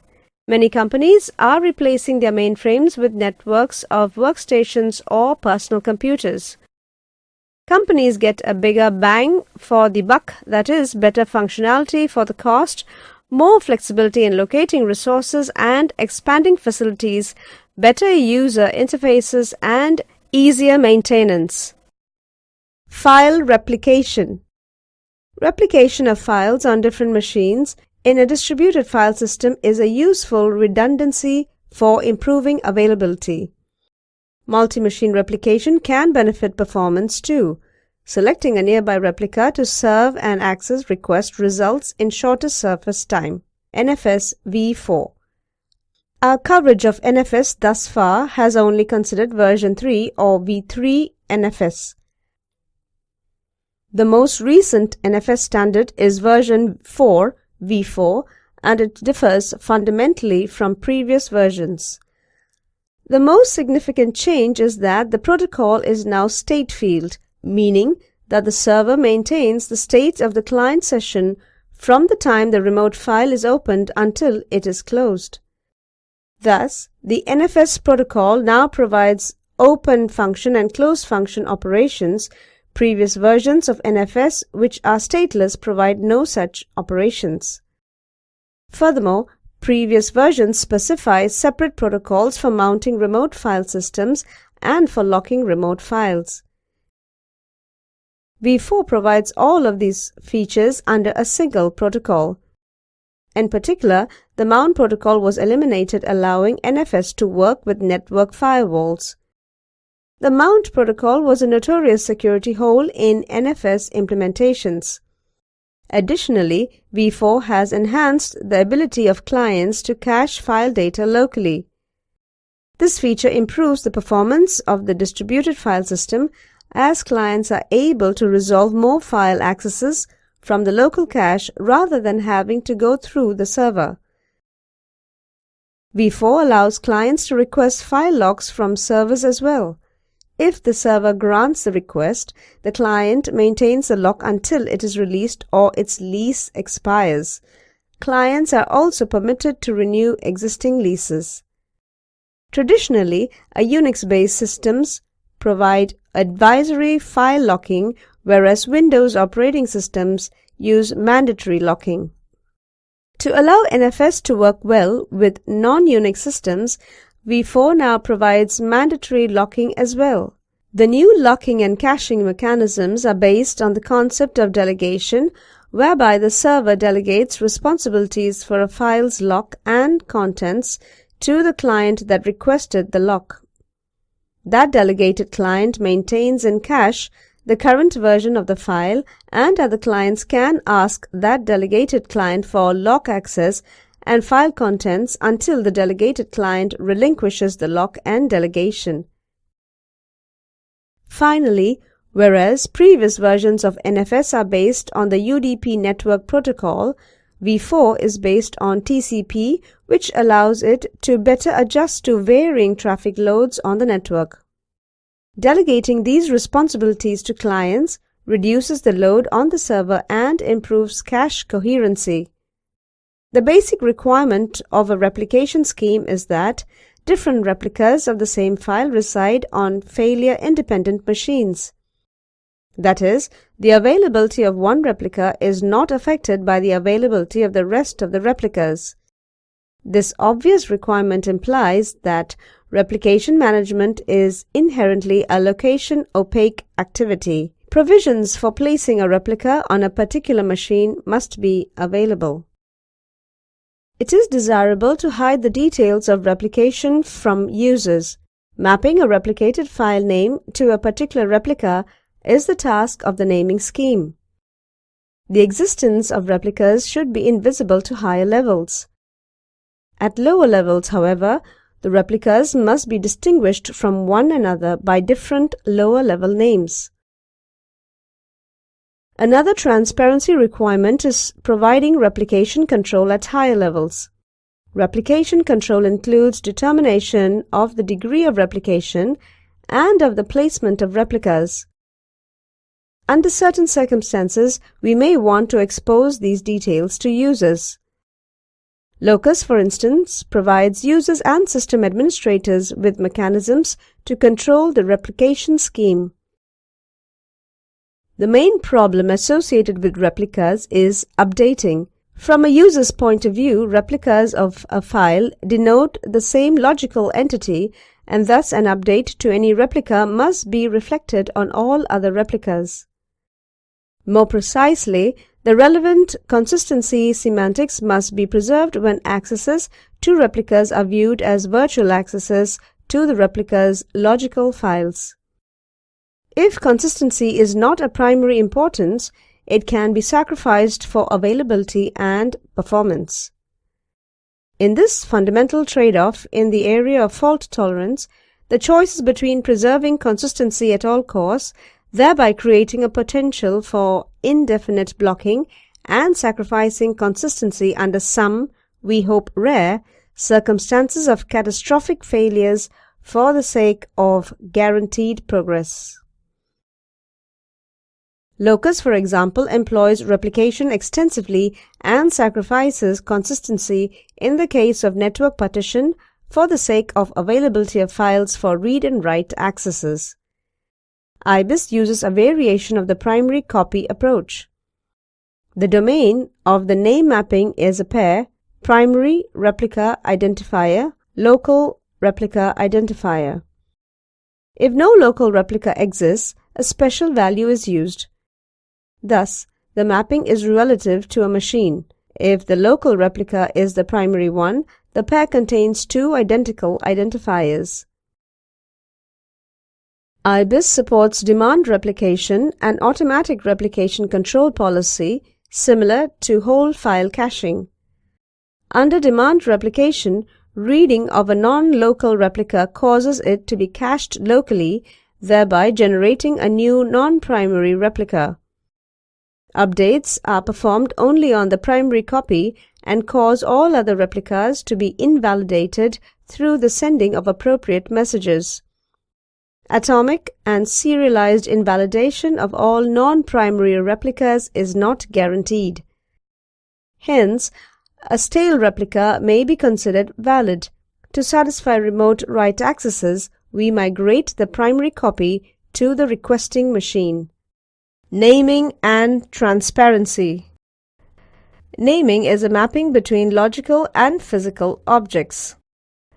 For instance, users deal with logical data objects represented by file names, whereas the system manipulates physical blocks of data stored on disk tracks. Usually, a user refers to a file by a textual name. The latter is mapped to a lower-level numerical identifier that in turn is mapped to disk blocks. This multi-level mapping provides users with an abstraction of a file that hides the details of how and where on the disk the file is stored. In transparent DFS, a new dimension is added to the abstraction, that of hiding where in the network the file is located. In a conventional file system, the range of the naming mapping is an address within a disk. In a DFS, this range is expanded to include the specific machine on whose disk the file is stored. Going one step further with the concept of treating files as abstractions leads to the possibility of file replication. Given a file name, the mapping returns a set of the locations of this file replicas. In this abstraction, both the existence of multiple copies and their locations are hidden. Naming structures. We need to differentiate two related notions regarding name mappings in a DFS. Location transparency. The name of a file does not reveal any hint of the file's physical storage location. Location independence. The name of a file does not need to be changed when the file's physical storage location changes. Both definitions are relative to the level of naming discussed previously, since files have different names at different levels. A location-independent naming scheme is a dynamic mapping, since it can map the same file name to different locations at two different times. Therefore, location independence is a stronger property than is location transparency. In practice, most of the current DFSs provide a static, location-transparent mapping for user-level names. These systems, however, do not support file migration, that is, changing the location of a file automatically is impossible. Hence, the notion of location independence is irrelevant for these systems. Files are associated permanently with a specific set of disk blocks. Files and disks can be moved between machines manually, but file migration implies an automatic operating system-initiated action. Only AFS and a few experimental file systems support location independence and file mobility. AFS supports file mobility mainly for administrative purposes. A protocol provides migration of AFS component units to satisfy high-level user requests without changing either the user-level names or the low-level names of the corresponding files. A few aspects can further differentiate location independence and static location transparency. Divorce of data from location, as exhibited by location independence, provides a better abstraction for files. A file name should denote the file's most significant attributes, which are its contents rather than its location. Location-independent files can be viewed as logical data containers that are not attached to a specific storage location. If only static location transparency is supported, the file name still denotes a specific, although hidden, set of physical disk blocks. Static location transparency provides users with a convenient way to share data. Users can share remote files by simply naming the files in a location-transparent manner as though the files were local. Nevertheless, sharing the storage space is cumbersome because logical names are still statically attached to physical storage devices. Location independence promotes sharing the storage space itself as well as the data objects. When files can be mobilized, the overall system-wide storage space looks like a single virtual resource. A possible benefit of such a view is the ability to balance the utilization of disks across the system. Location independence separates the naming hierarchy from the storage devices hierarchy and from the intercomputer structure. By contrast, if static location transparency is used, although names are transparent, we can easily expose the correspondence between component units and machines. The machines are configured in a pattern similar to the naming structure. This configuration may restrict the architecture of the system unnecessarily and conflict with other considerations. A server in charge of a root directory is an example of a structure that is dictated by the naming hierarchy and contradicts decentralization guidelines. Once the separation of name and location has been completed, clients can access files residing on remote server systems. In fact, these clients may be diskless and rely on servers to provide all files including the operating system kernel. Special protocols are needed for the boot sequence, however. Consider the problem of getting the kernel to a diskless workstation. The diskless workstation has no kernel, so it cannot use the DFS code to retrieve the kernel. Instead, a special boot protocol stored in read-only memory ROM on the client is invoked. It enables networking and retrieves only one special file, the kernel or boot code, from a fixed location. Once the kernel is copied over the network and loaded, its DFS makes all the other operating system files available. The advantages of diskless clients are many, including lower cost because the client machines require no disks, and greater convenience when an operating system upgrade occurs, only the server needs to be modified. The disadvantages are the added complexity of the boot protocols and the performance loss resulting from the use of a network rather than a local disk. The current trend is for clients to use both local disks and remote file servers. Operating systems and networking software are stored locally. The file systems containing user data and possibly applications are stored on remote file systems. Some client systems may store commonly used applications such as word processors and web browsers on the local file system as well. Other, less commonly used applications may be pushed from the remote file server to the client on demand. The main reason for providing clients with local file systems rather than pure diskless systems is that disk drives are rapidly increasing in capacity and decreasing in cost, with new generations appearing every year or so. The same cannot be said for networks, which evolve every few years. Overall, systems are growing more quickly than our networks, so extra work is needed to limit network access to improve system throughput. Naming schemes. There are three main approaches to naming scheme in a DFS. In the simplest approach, a file is identified by some combination of its host name and local name, which guarantees a unique system-wide name. In this, for instance, a file is identified uniquely by the name host:/local name, where local name is a UMX-like path. This naming scheme is neither location transparent nor location independent. Nevertheless, the same file operations can be used for both local and remote files. The DFS is structured as a collection of isolated component units, each of which is an entire conventional file system. In this first approach, component units remain isolated, although means are provided to refer to a remote file. We do not consider this scheme any further in this text. The second approach was popularized by Sun's network file system, NFS. NFS is the file system component of ONC+, a networking package supported by many Unix vendors.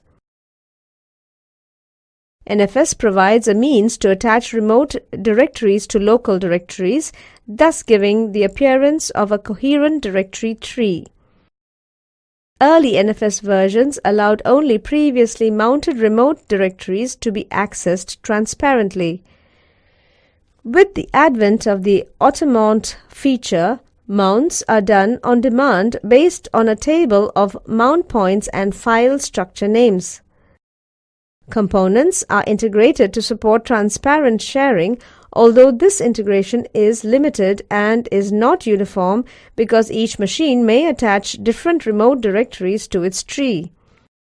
The resulting structure is versatile.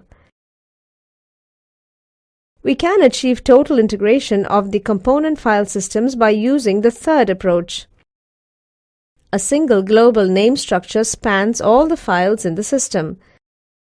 Ideally, the composed file system structure is isomorphic to the structure of the conventional file system. In practice, however, the many special files, for example, Unix device files and machine-specific binary directories, make this goal difficult to attain. To evaluate naming structures, we look at their administrative complexity. The most complex and most difficult to maintain structure is the NFS structure because any remote directory can be attached anywhere onto the local directory tree. The resulting hierarchy can be highly unstructured. If a server becomes unavailable, some arbitrary set of directories on different machines becomes unavailable. In addition, a separate accreditation mechanism controls which machine is allowed to attach which directory to its tree. Thus, a user might be able to access a remote directory tree on one client but be denied access on another client. Implementation techniques. Implementation of transparent naming requires a provision for the mapping of a file name to the associated location. To keep this mapping manageable, we must aggregate sets of files into component units and provide the mapping on a component unit basis rather than on a single file basis. This aggregation serves administrative purposes as well. Unix-like systems use the hierarchical directory tree to provide name-to-location mapping and to aggregate files recursively into directories. To enhance the availability of the crucial mapping information, we can use replication, local, caching, or both. As we noted, local independence means that the mapping changes over time. Hence, replicating the mapping makes a simple yet consistent update of this information impossible. A technique to overcome this obstacle is to introduce low-level location-independent file identifiers. Textual file names are mapped to lower-level file identifiers that indicate to which component unit the file belongs. These identifiers are still location-independent. They can be replicated and cached freely without being invalidated by migration of component units. The inevitable price is the need for a second level of mapping which maps component units to locations and needs a simple yet consistent update mechanism. Implementing Unix-like directory trees using these low-level location-independent identifiers makes the whole hierarchy invariant under component unit migration. The only aspect that does change is the component unit location mapping. A common way to implement low-level identifiers is to use structured names. These names are bit strings that usually have two parts. The first part identifies the component unit to which the file belongs. The second part identifies the particular file within the unit. Variants with more parts are possible. The invariant of structured names, however, is that individual parts of the name are unique at all times only within the context of the rest of the parts. We can obtain uniqueness at all times by taking care not to reuse a name that is still used by adding sufficiently more bits. This method is used in AFS, or by using a timestamp as one part of the name as done in Apollo domain. Another way to view this process is that we are taking a location-transparent system such as IBIS and adding another level of abstraction to produce a location-independent naming scheme. Aggregating files into component units and using lower-level location-independent file identifiers are techniques exemplified in AFS. Network operating systems. In this section, we describe the two general categories of network-oriented operating systems: network operating systems, distributed operating systems. Network operating systems. Network operating systems are simpler to implement but generally more difficult for users to access and utilize than are distributed operating systems, which provide more features. A network operating system provides an environment in which users who are aware of the multiplicity of machines can access remote resources by either logging in to the appropriate remote machine or transferring data from the remote machine to their own machines. We come across the following in network operating system: remote login, remote file transfer. Remote login. An important function of a network operating system is to allow users to log in remotely. The Internet provides the Telnet facility for this purpose. To illustrate this facility, let's suppose that a user at Westminster College wishes to compute on cs.yale.edu, a computer that is located at Yale University. To do so, the user must have a valid account on that machine.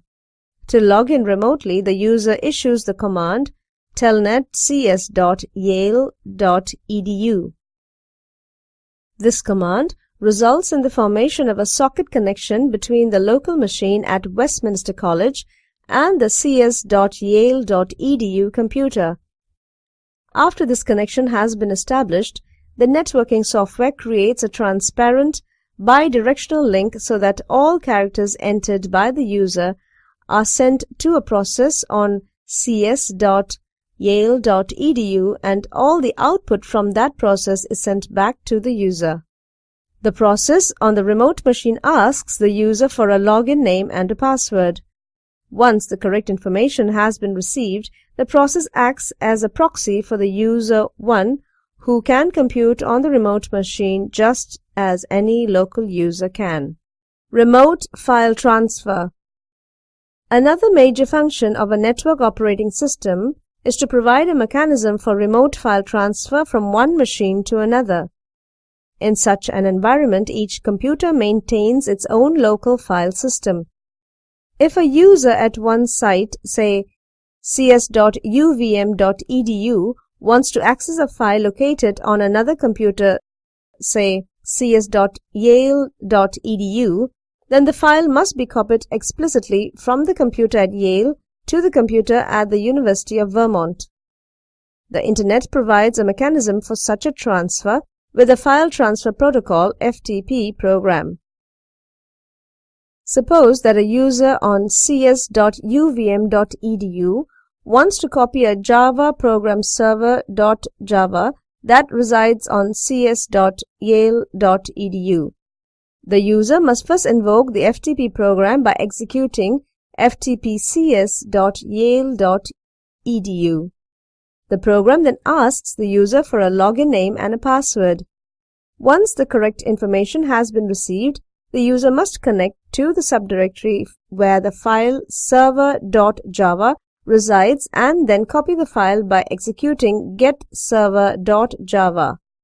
In this scheme, the file location is not transparent to the user. Users must know exactly where each file is. Moreover, when there is no real file sharing, because a user can only copy a file from one site to another. Thus, several copies of the same file may exist, resulting in a waste of space.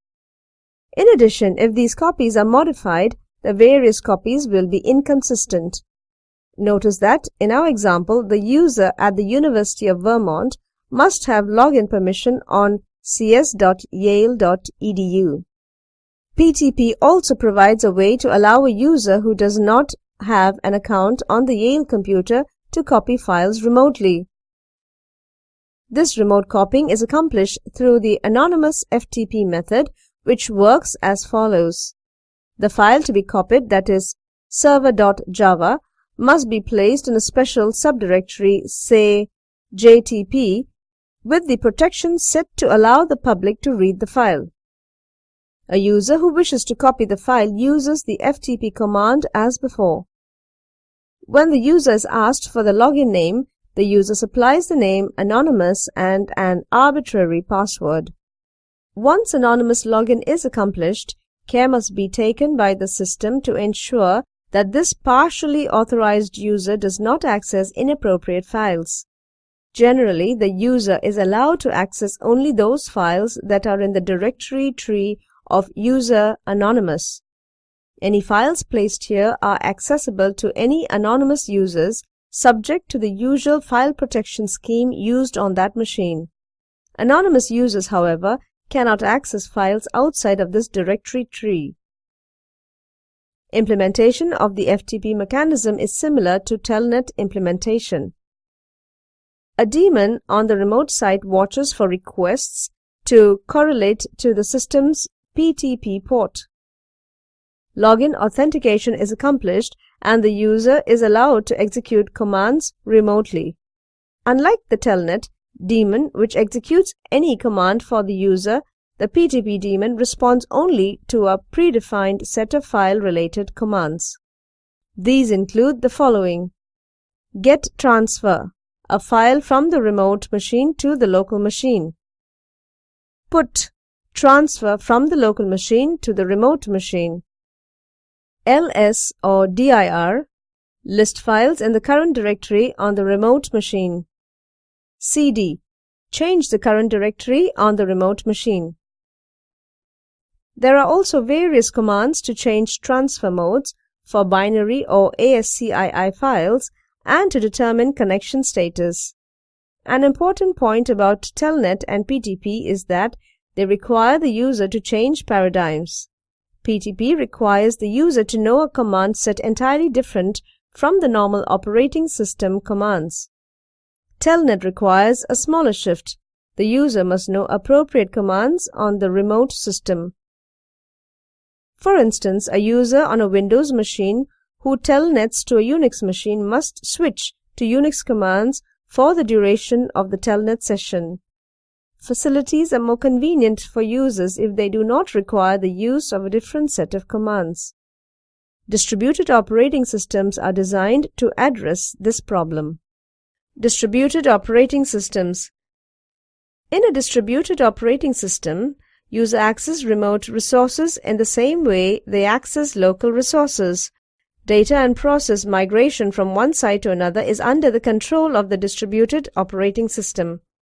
We come across the following in distributed operating system: data migration, computation migration, process migration.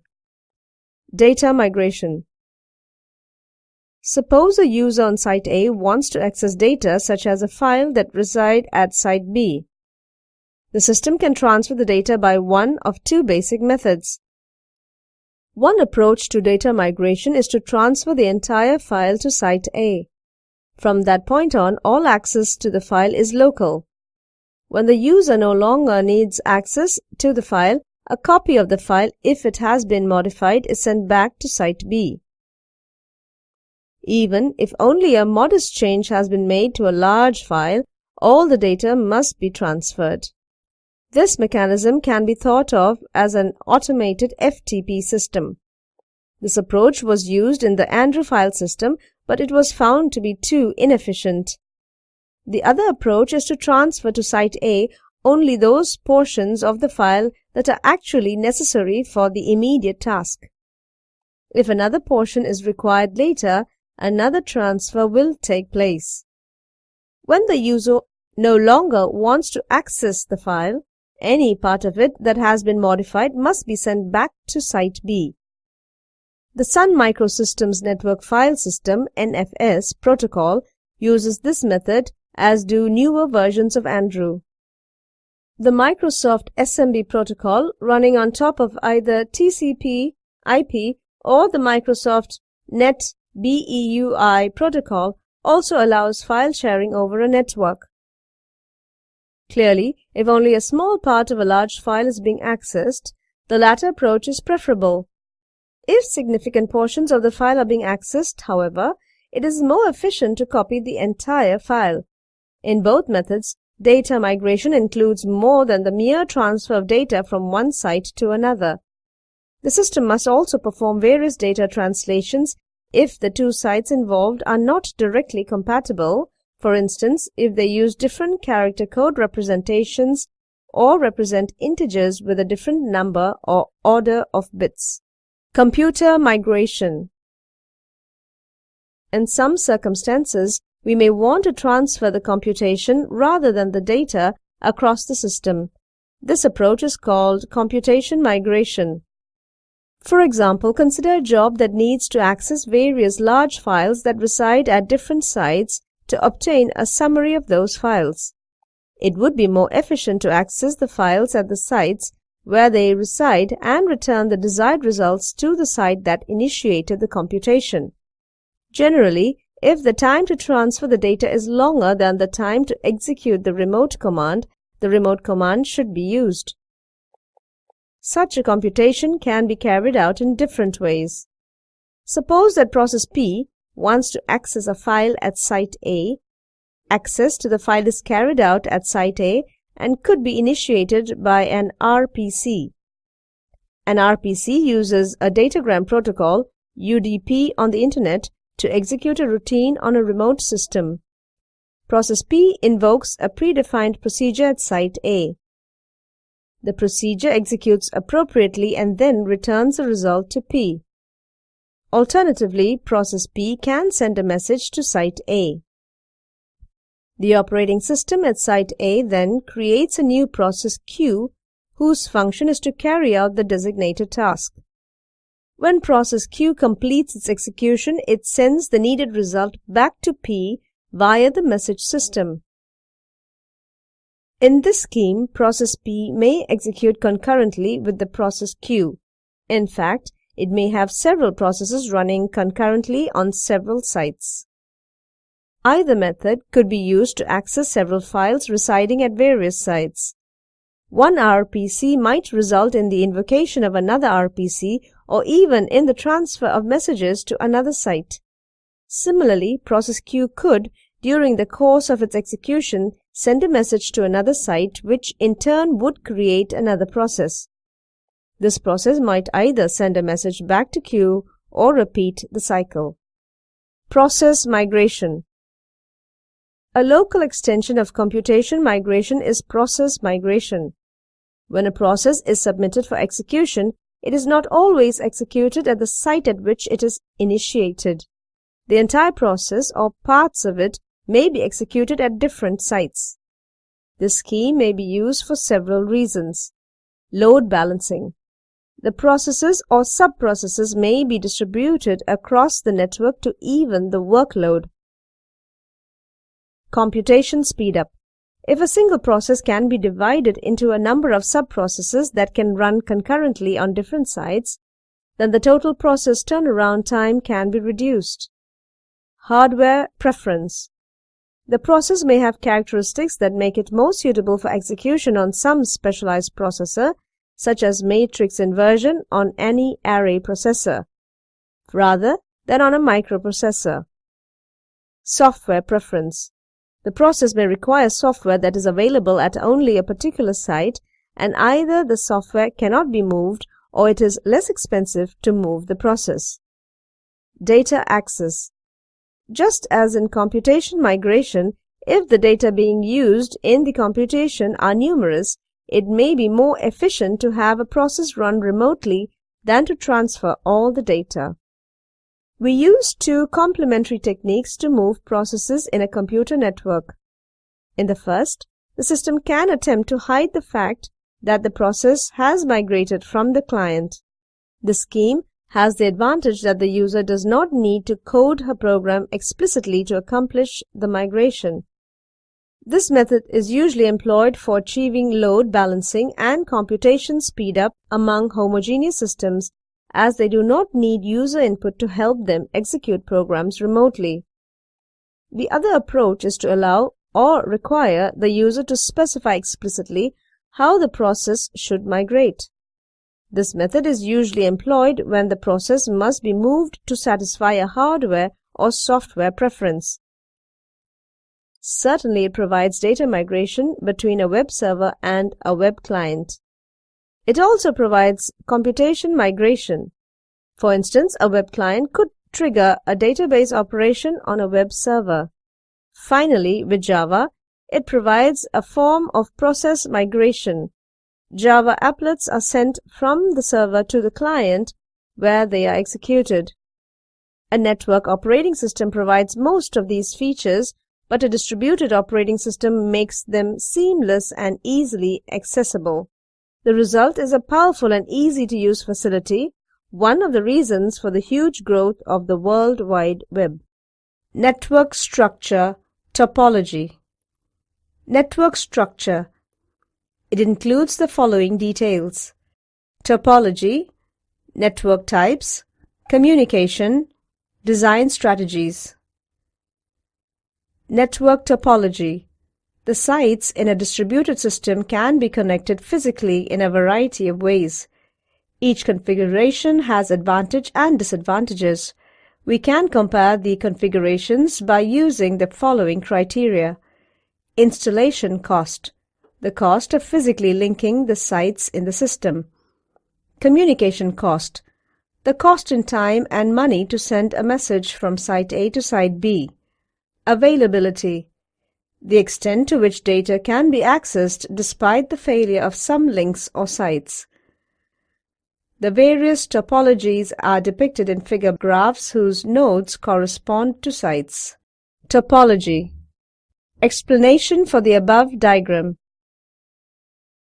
An edge from node A to node B corresponds to a direct communication link between the two sites.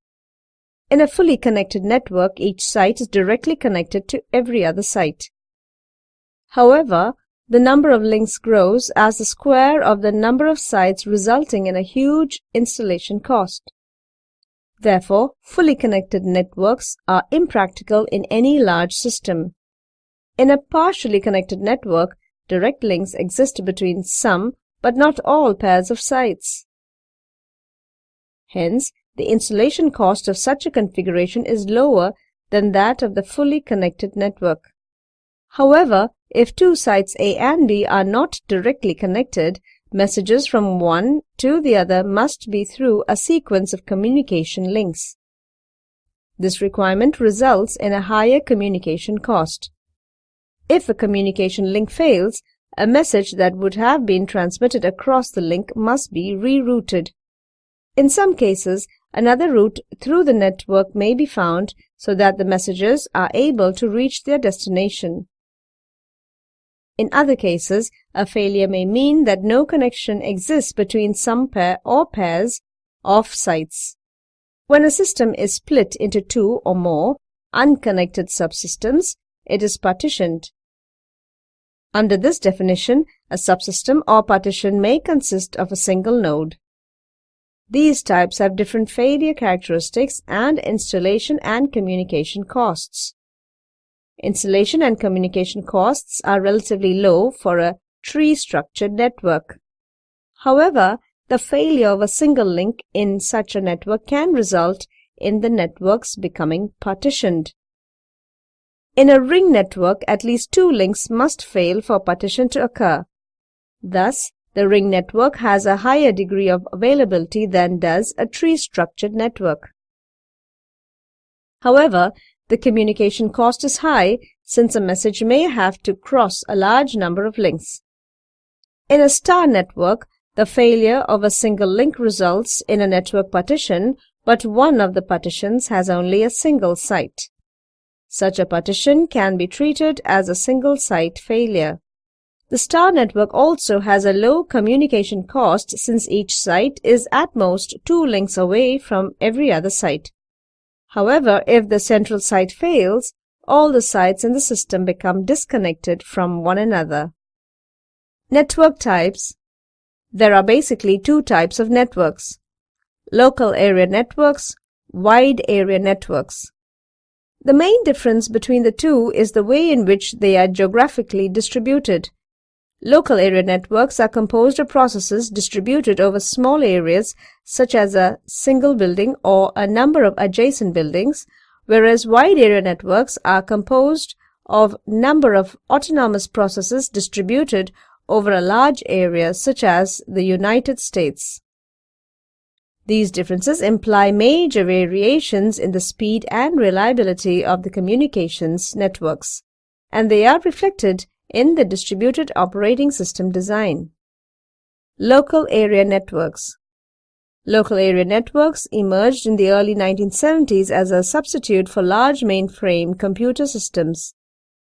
For many enterprises, it is more economical to have a number of small computers, each with its own self-contained applications, than to have a single large system, because each small computer is likely to need a full complement of peripheral devices such as disks and printers. And because some form of data sharing is likely to occur in a single enterprise, it was a natural step to connect these small systems into a network. LANs, as mentioned, are usually designed to cover a small geographical area such as a single building or a few adjacent buildings, and are generally used in an office environment. All the sites in such systems are close to one another, so the communication links tend to have a higher speed and low error rate than do their counterparts in wide area networks. High-quality, expensive cables are needed to attain this higher speed and reliability. It is also possible to use the cable exclusively for data network traffic. Over longer distances, the cost of using high-quality cable is enormous, and the exclusive use of the cable tends to be prohibitively expensive. The most common links in a local area network are twisted pair and fiber optic cabling. The most common configurations are multi-access bus, ring, and star networks. Communication speeds range from 1 megabyte per second for networks such as AppleTalk, Infrared, and the new Bluetooth local radio network to 1 gigabyte per second for gigabit Ethernet. 10 megabits per second is the speed of 10 base T Ethernet. 100 base T Ethernet requires a higher quality cable but runs at 100 gigabits per second and is common. Also growing is the use of optical fiber-based FDDI networking. The FDDI network is token-based and runs at over 100 megabits per second. A typical LAN may consist of a number of different computers, from mainframes to laptops or PDAs, various shared peripheral devices such as laser printers and magnetic tape drives, and one or more gateways, specialized processors that provide access to other networks. An Ethernet scheme is commonly used to construct LANs. An Ethernet network has no central controller because it is a multi-access bus, so new hosts can be added easily to the network. The Ethernet protocol is defined by the IEEE 802.3 standard. There has been significant growth in using the wireless spectrum for designing local area networks. Wireless or Wi-Fi networks allow constructing a network using only a wireless router for transmitting signals between hosts. Each host has a wireless adapter networking card which allows it to join and use the wireless network. However, where Ethernet systems often run at 100 megabits per second, Wi-Fi networks typically run at slower speeds. Wide area networks. Wide area networks emerged in the late 1960s mainly as an academic research project to provide efficient communication among sites, allowing hardware and software to be shared conveniently and economically by a wide community of users. The first WAN to be designed and developed was the ARPANET.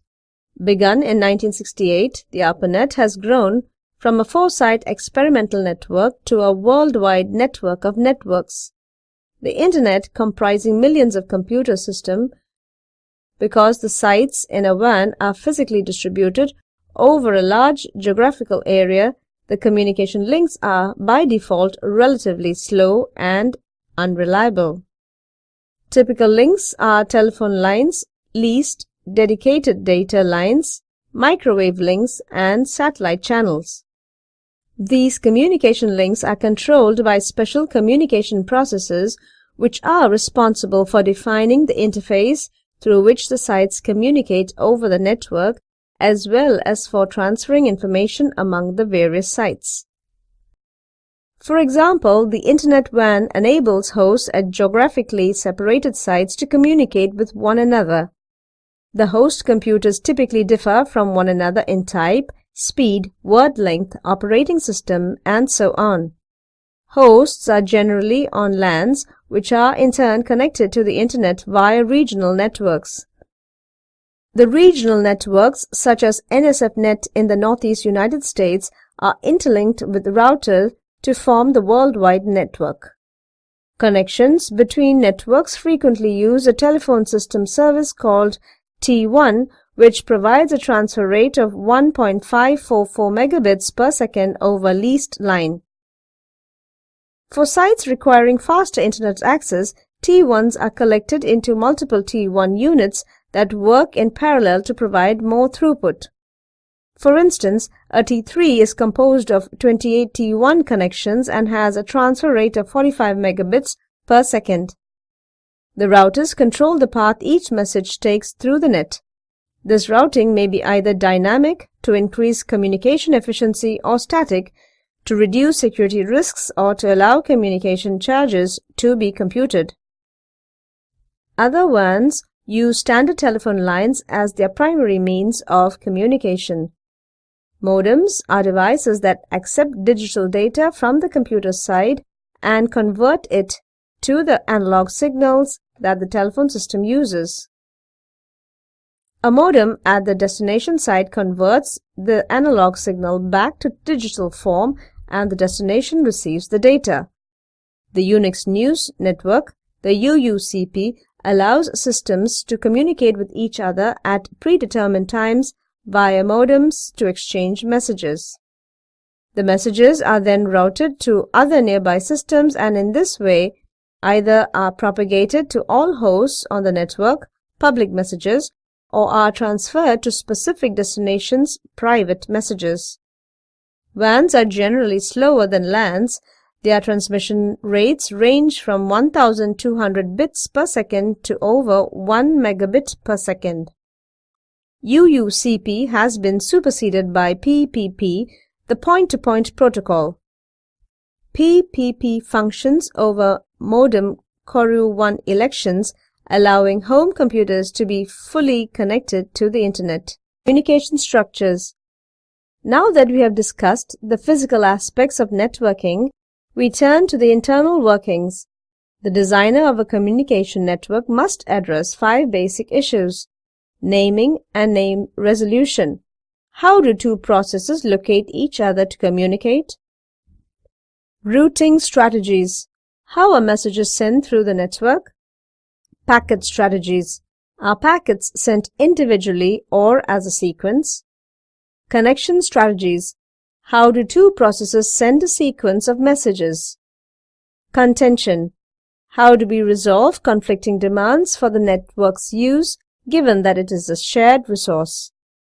In the following sections, we elaborate on each of these issues. Naming and name resolution. The first component of network communication is the naming of the systems in the network. For a process at site A to exchange information with process at site B, each must be able to specify the other. Within a computer system, each process has a process identifier and messages may be addressed with the process identifier.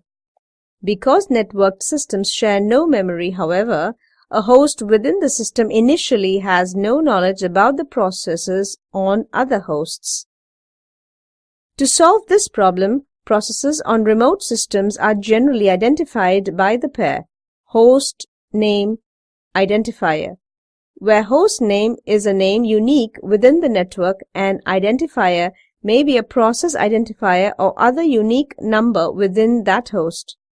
A host name is usually an alphanumeric identifier rather than a number to make it easier for users to specify. For instance, site A might have host name Homer, Marge, Bart, and Lisa. Bart is certainly easier to remember than is 12814831100. Names are convenient for humans to use, but computers prefer numbers for speed and simplicity. For this reason, there must be a mechanism to resolve the host name into a host ID that describes the destination system to the networking hardware. This mechanism is similar to the name-to-address binding that occurs during program compilation, linking, loading, and execution. In the case of host names, 2 possibilities exist. First, every host may have a data file containing the names and addresses of all the other hosts reachable on the network, similar to the binding at compile time.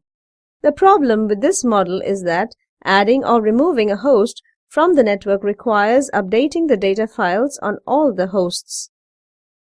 The alternative is to distribute the information among systems on the network. The network must then use a protocol to distribute and retrieve the information. This scheme is like execution time binding. DNS specifies the naming structure of the hosts as well as name-to-address resolution. Hosts on the Internet are logically addressed with a multi-part name. Names progress from the most specific to the most general part of the address with periods separating the fields. For instance, a bob.cs.brown.edu refers to host Bob in the Department of Computer Science at Brown University within the domain edu. Other top-level domains include com for commercial sites and org for organizations, as well as a domain for each country connected to the network for systems specified by country rather than organization type. Generally, the system resolves addresses by examining the host name components in reverse order. Each component has a name server, simply a process on a system that accepts a name and returns the address of the name server responsible for that name. As the final step, the name server for the host in question is contacted and a host ID is returned.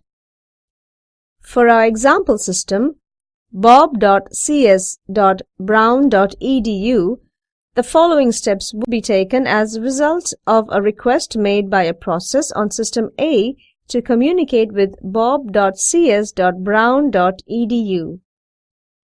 The kernel of system A issues a request to the name server for the edu domain, asking for the address of the name server for brown.edu would result in the following steps. The name server for the edu domain must be at a known address so that it can be queried. The edit name server returns the address of the host on which the brown.edu name server resides. The kernel on system A then queries the name server at this address and asks about cs.brown.edu. An address is returned and a request to that address for bob.cs.brown.edu now finally returns an internet address host ID for that host, for example, 128.148.3L100. This protocol may seem inefficient, but local caches are usually kept at each name server to speed the process. For example, the edu name server would have been brown.edu in its cache and would inform system A that it could resolve two portions of the name, returning a pointer to the cs.brown.edu name server. Of course, the contents of these caches must be refreshed over time in case the name server is moved or its address changes. In fact, this service is so important that many optimizations have occurred in the protocol as well as many safeguards.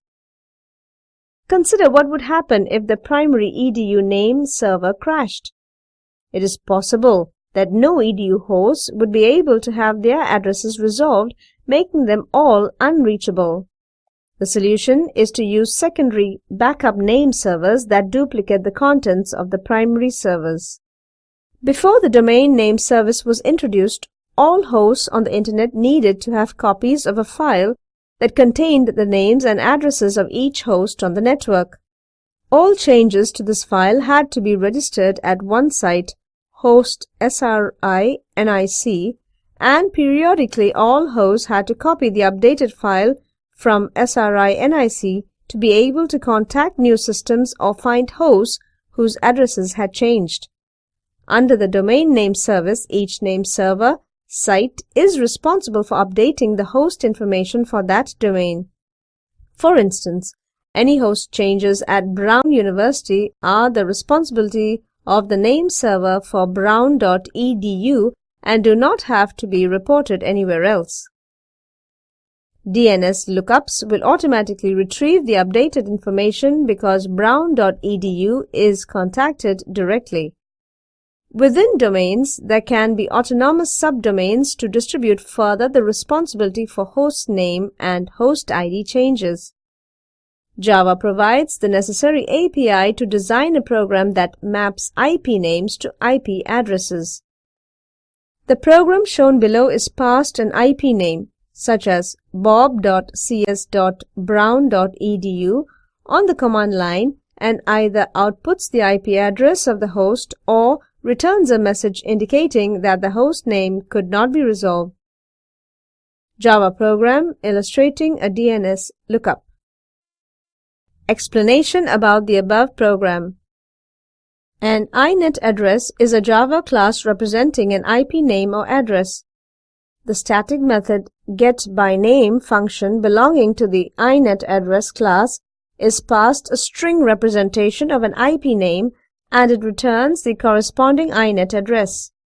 The program then invokes the getHostAddress function method, which internally uses DNS to look up the IP address of the designated host. Generally, the operating system is responsible for accepting from its process a message destined for host name identifier and for transferring that message to the appropriate host. The kernel on the destination host is then responsible for transferring the message to the process named by the identifier.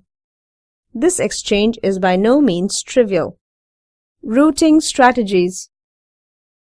When a process at site A wants to communicate with a process at site B, how is the message sent? If there is only one physical path from A to B, such as in a star or tree-structured network, the message must be sent through the path. However, if there are multiple physical paths from A to B, then several routing options exist. Each site has a routing table indicating the alternative paths that can be used to send a message to other sites.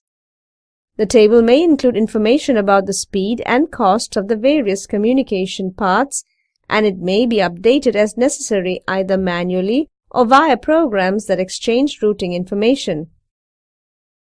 The three most common routing schemes are fixed routing, dynamic routing, virtual routing. Fixed routing. A path from A to B is specified in advance and does not change unless a hardware failure disables it. Fixed routing cannot adapt to link failures or load changes. In other words, if a path has been established between A and B, the messages must be sent along this path even if the path is down or is used more heavily than another possible path. We can partially remedy this problem by using virtual routing and can avoid it completely by using dynamic routing. Usually, the shortest path is chosen so that communication costs are minimized.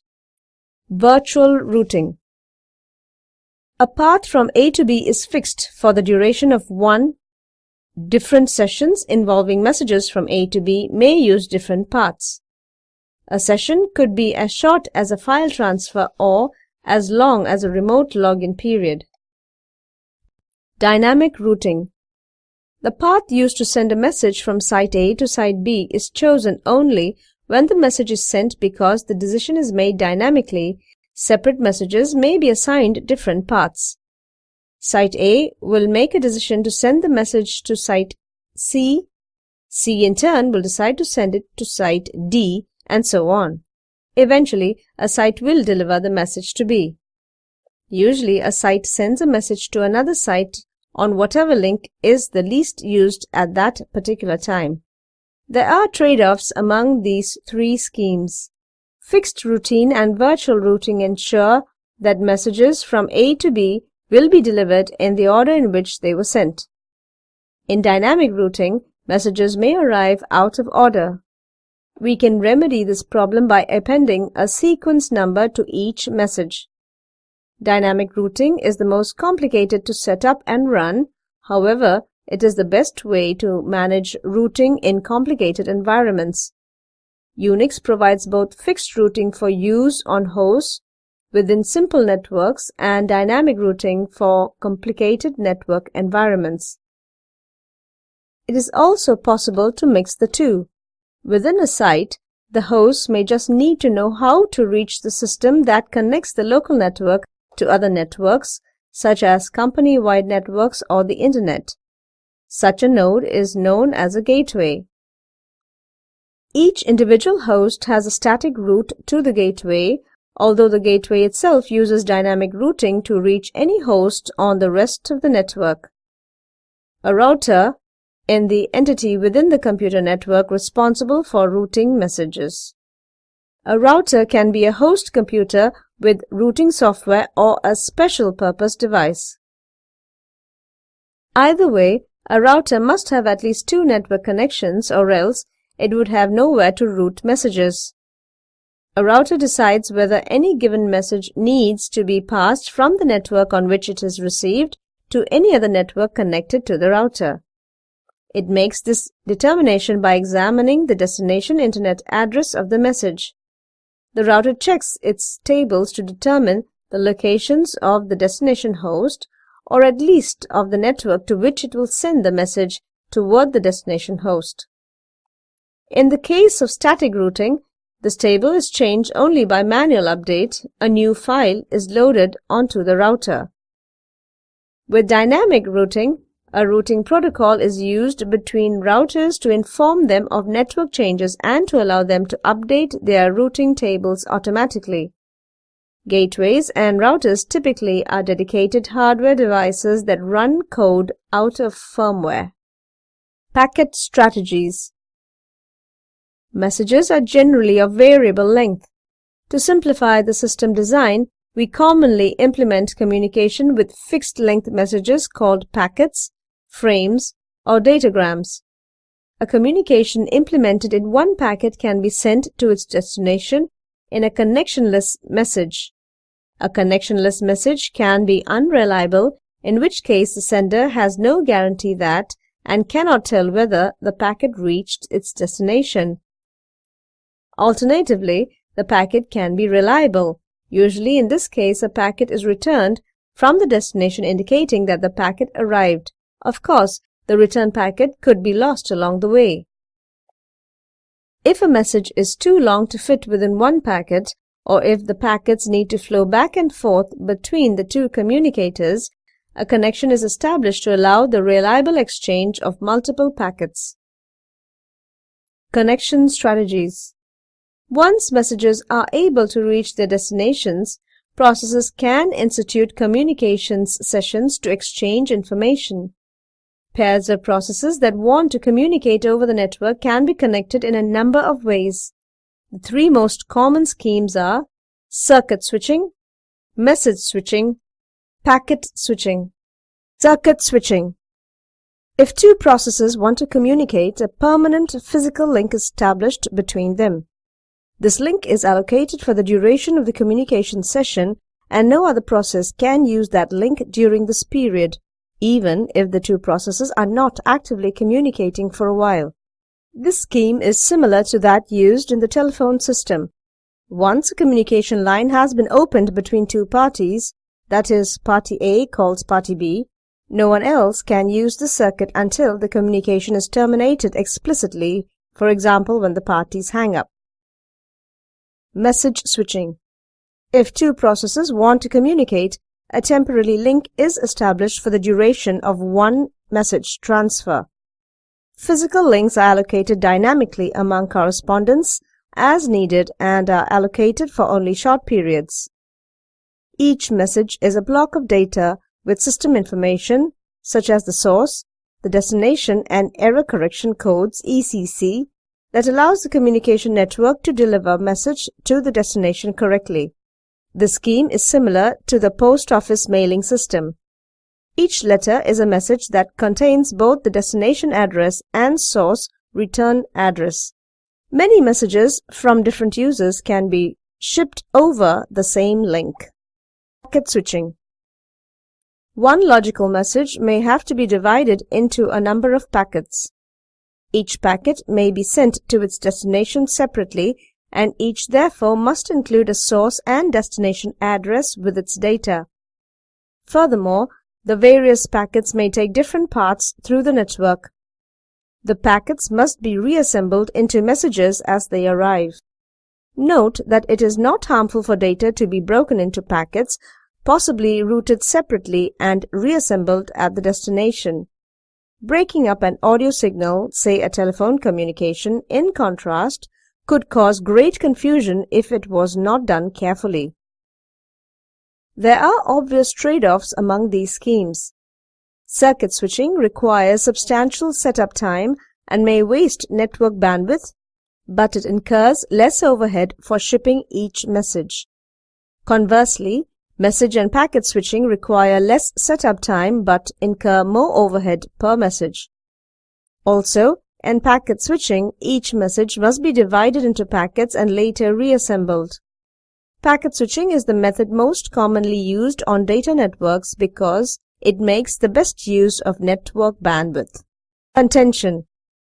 Depending on the network topology, a link may connect more than two sites in the computer network, and several of these sites may want to transmit information over a link simultaneously. This situation occurs mainly in a ring or multi-access bus network. In this case, the transmitted information may become scrambled. If it does, it must be discarded, and the sites must be notified about the problem so that they can retransmit the information. If no special provisions are made, the situation may be repeated, resulting in degraded performance. Several techniques have been developed to avoid repeated collisions, including collision detection and token passing. CSMA-CD. Before transmitting a message over a link, a site must listen to determine whether another message is currently being transmitted over that link. This technique is called Carrier Sense with Multiple Access, CSMA. If the link is free, the site can start transmitting. Otherwise, it must wait and continue to listen until the link is free. If two or more sites begin transmitting at exactly the same time, each thinking that no other site is using the link, then they will register a collision detection CD and will stop transmitting. Each site will try again after some random time interval. The main problem with this approach is that when the system is very busy, many collisions may occur and thus performance may be degraded. Nevertheless, CSMA-CD has been used successfully in the Ethernet system, the most common local area network system. One strategy for limiting the number of collisions is to limit the number of hosts per Ethernet network. Adding more hosts to a congested network could result in poor network throughput. As systems get faster, they are able to send more packets per time segment. As a result, the number of systems per Ethernet network generally is decreasing, so that networking performance is kept reasonable. Token passing.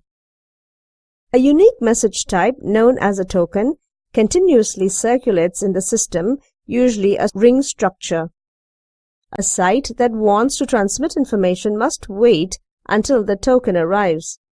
It removes the token from the ring and begins to transmit its messages. When the site completes its round of messages passing, it retransmits the token. This action, in turn, allows another site to receive and remove the token and to start its message transmission. If the token gets lost, the system must then detect the loss and generate a new token.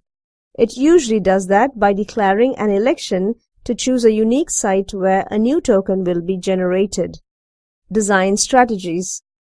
The purpose of the analysis phase is to figure out what the business needs. The purpose of the design phase is to figure out how to provide it. The steps in both analysis and design phases are highly interrelated and may require much going back and forth.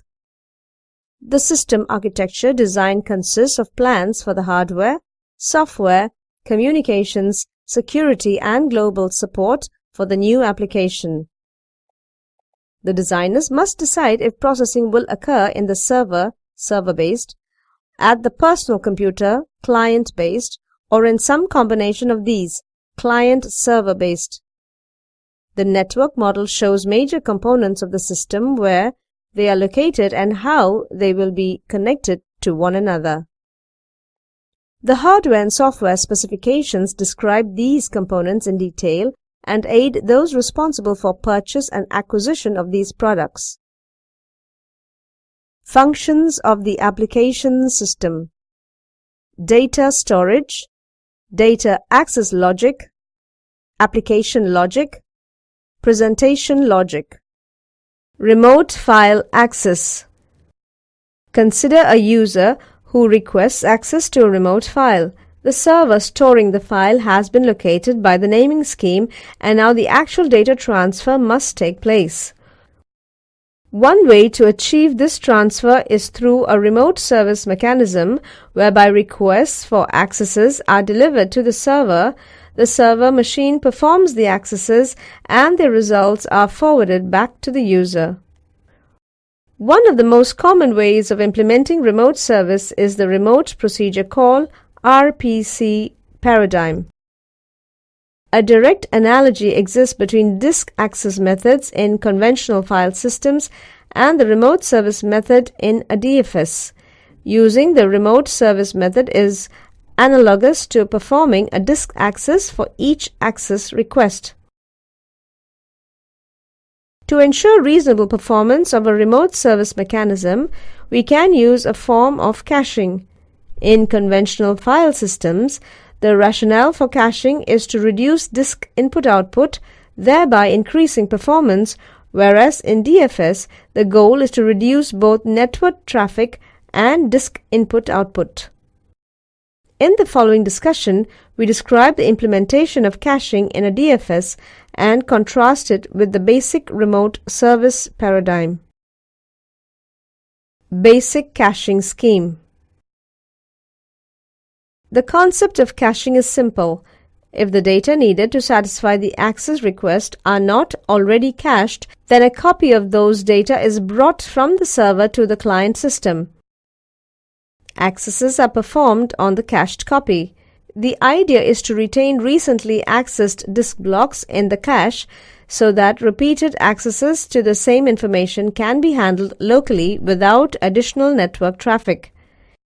A replacement policy, for example, least recently used, keeps the cache size bounded. No direct correspondence exists between accesses and traffic to the server. Files are still identified with one master copy residing at the server machine, but copies or parts of the file are scattered in different caches. When a cached copy is modified, the changes need to be reflected on the master copy to preserve the relevant consistency semantics.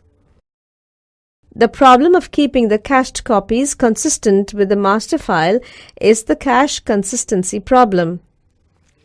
DFS caching could just as easily be called network virtual memory. It acts similarly to demand-paged virtual memory, except that the backing store usually is not a local disk but rather a remote server. NFS allows the swap space to be mounted remotely, so it actually can implement virtual memory over a network, notwithstanding the resulting performance penalty. The granularity of the cache data in a DFS can vary from blocks of a file to an entire file. Usually more data are cached than are needed to satisfy a single access, so that many accesses can be served by the cached data. This procedure is much like the disk read-ahead. AFS caches files in large chunks 64 KB.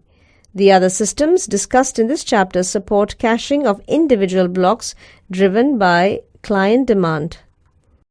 Increasing the caching unit increases the hit ratio, but it also increases the miss penalty because each miss requires more data to be transferred.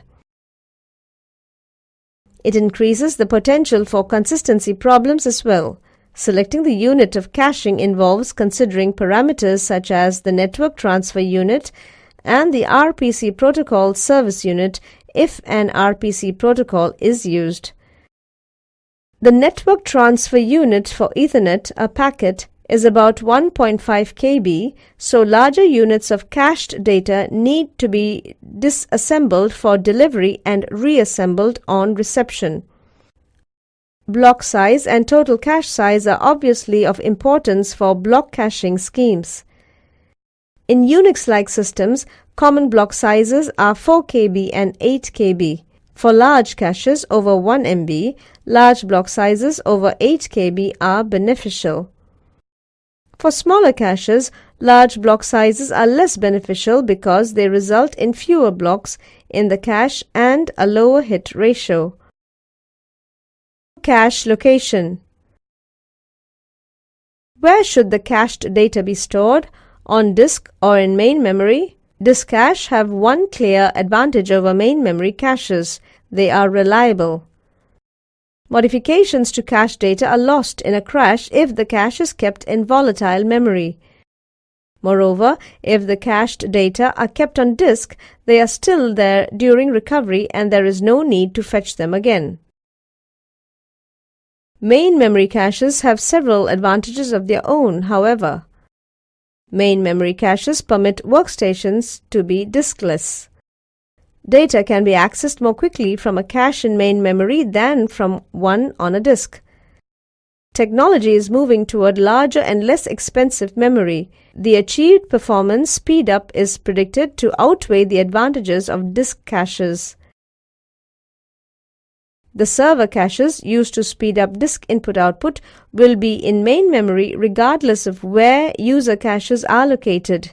If we use main memory caches on the user machine too, we can build a single caching mechanism for use by both servers and users. Many remote access implementations can be thought of as hybrids of caching and remote service. In NFS, for instance, the implementation is based on remote service but is augmented with client and server-side memory caching for performance. Similarly, Sprite's implementation is based on caching, but under certain circumstances, a remote service method is adopted. Thus, to evaluate the two methods, we must evaluate to what degree either method is emphasized. The NFS protocol and most implementations do not provide disk caching. Once the NFS client reads blocks of a file from the server, it caches them in memory as well as on disk. If the memory copy is flushed or even if the system reboots, the disk cache is referenced. If a needed block is neither in memory nor in the cache's disk cache, an RPC is sent to the server to retrieve the block, and the block is written into the disk cache as well as stored in the memory cache for client use. Cache update policy. The policy used to write modified data blocks back to the server's master copy has a critical effect on the system's performance and reliability. The simplest policy is to write data through to disk as soon as they are placed in any cache. The advantage of a write-through policy is reliability. Little information is lost when a client system crashes. However, this policy requires each write access to wait until the information is sent to the server, so it causes poor write performance. Caching with write-through is equivalent to using remote service for write accesses and exploiting caching only for read accesses. An alternative is the delayed write policy, also known as write-back caching, where we delay updates to the master copy.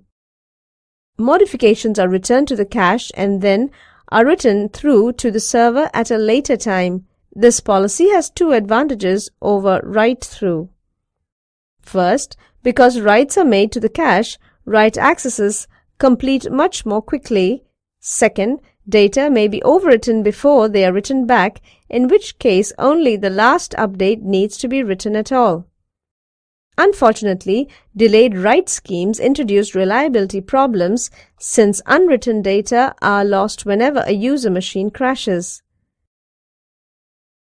Variations of the delayed write policy differ in when modified data blocks are flushed to the server.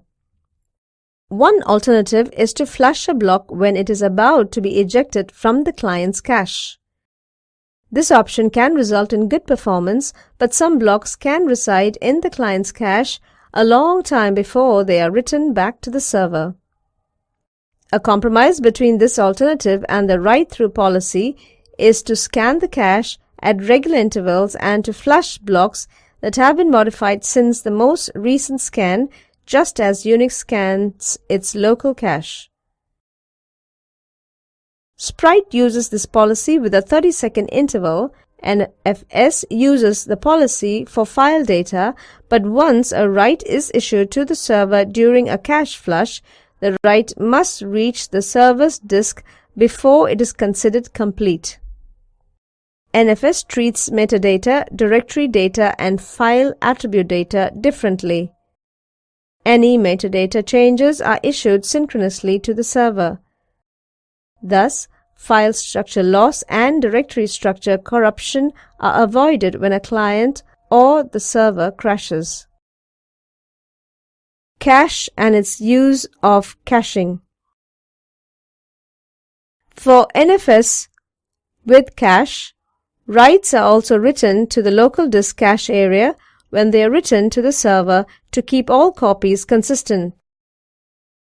Thus, NFS with cache improves performance over standing NFS on a read request with a cache hit, but decreases performance for read or write requests with a cache miss.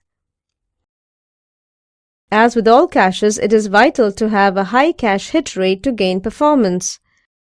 Yet another variation on delayed write is to write data back to the server when the file is closed. This write-on-close policy is used in AFS. In the case of files that are open for short periods or are modified rarely, this policy does not significantly reduce network traffic. In addition, the write-on-close policy requires the closing process to delay while the file is written through, which reduces the performance advantages of delayed writes. For files that are open for long periods and are modified frequently, however, the performance advantages of this policy over delayed write with more frequent flushing are apparent. Consistency. A client machine is faced with the problem of deciding whether or not a locally cached copy of the data is consistent with the master copy and hence can be used. If the client machine determines that its cached data are out of date, accesses can no longer be served by those cached data. An up-to-date copy of the data needs to be cached. There are two approaches to verifying the validity of cached data. Client-initiated approach. The client initiates a validity check in which it contacts the server and checks whether the local data are consistent with the master copy. The frequency of the validity checking is the crux of this approach and determines the resulting consistency semantics. It can range from a check before every access to a check only on first access to a file on file open, basically. Every access coupled with a validity check is delayed compared with an access served immediately by the cache. Alternatively, checks can be initiated at fixed time intervals. Depending on its frequency, the validity check can load both the network and the server. Server-initiated approach. The server records for each client the files or parts of files that it caches. When the server detects a potential inconsistency, it must react. A potential for inconsistency occurs when two different clients in conflicting modes cache a file. If Unix semantics is implemented, we can resolve the potential inconsistency by having the server play an active role. The server must be notified whenever a file is opened, and the intended mode, read or write, must be indicated for every open. The server can then act when it detects that file has been opened simultaneously in conflicting modes by disabling caching for that particular file. Actually disabling caching results in switching to a remote service mode of operation. A comparison of caching and remote service. Essentially, the choice between caching and remote service trades off potentially increased performance with decreased simplicity. We evaluate this trade-off by listing the advantages and disadvantages of the two methods. When caching is used, the local cache can handle a substantial number of the remote accesses efficiently. Capitalizing on locality in file access patterns makes caching even more attractive. Thus, most of the remote accesses will be served as fast as will local ones. Moreover, servers are contacted only occasionally rather than for each access. Consequently, server load and network traffic are reduced and the potential for scalability is enhanced. By contrast, when the remote service method is used, every remote access is handled across the network. The penalty in network traffic, server load, and performance is obvious. Total network overhead is lower for transmitting big chunks of data, as is done in caching, than for transmitting series of responses to specific requests, as in the remote service method. Furthermore, disk access routines on the server may be better optimized if it is known that requests will always be for large, contiguous segments of data rather than for random disk blocks. The cache consistency problem is the major drawback of caching. When access patterns exhibit infrequent writes, caching is superior. However, when writes are frequent, the mechanisms employed to overcome the consistency problem incur substantial overhead in terms of performance, network traffic, and server load. So that caching will confer a benefit, execution should be carried out on machines that have either local disks or large main memories. Remote access on diskless, small memory capacity machines should be done through the remote service method. In caching, since data are transferred en masse between the server and the client rather than in response to the specific needs of a file operation, the lower-level inter-machine interface is different from the upper-level user interface. The remote service paradigm, in contrast, is just an extension of the local file system interface across the network. Thus, the inter-machine interface mirrors the user interface. Remote services. Remote service mechanism requests for accesses that are delivered to the server machine performs the accesses, and the results are forwarded back to the user. One of the most common ways of implementing remote service is the remote procedure call (RPC) paradigm. A direct analogy exists between disk access methods in conventional file systems and the remote service method in a DFS.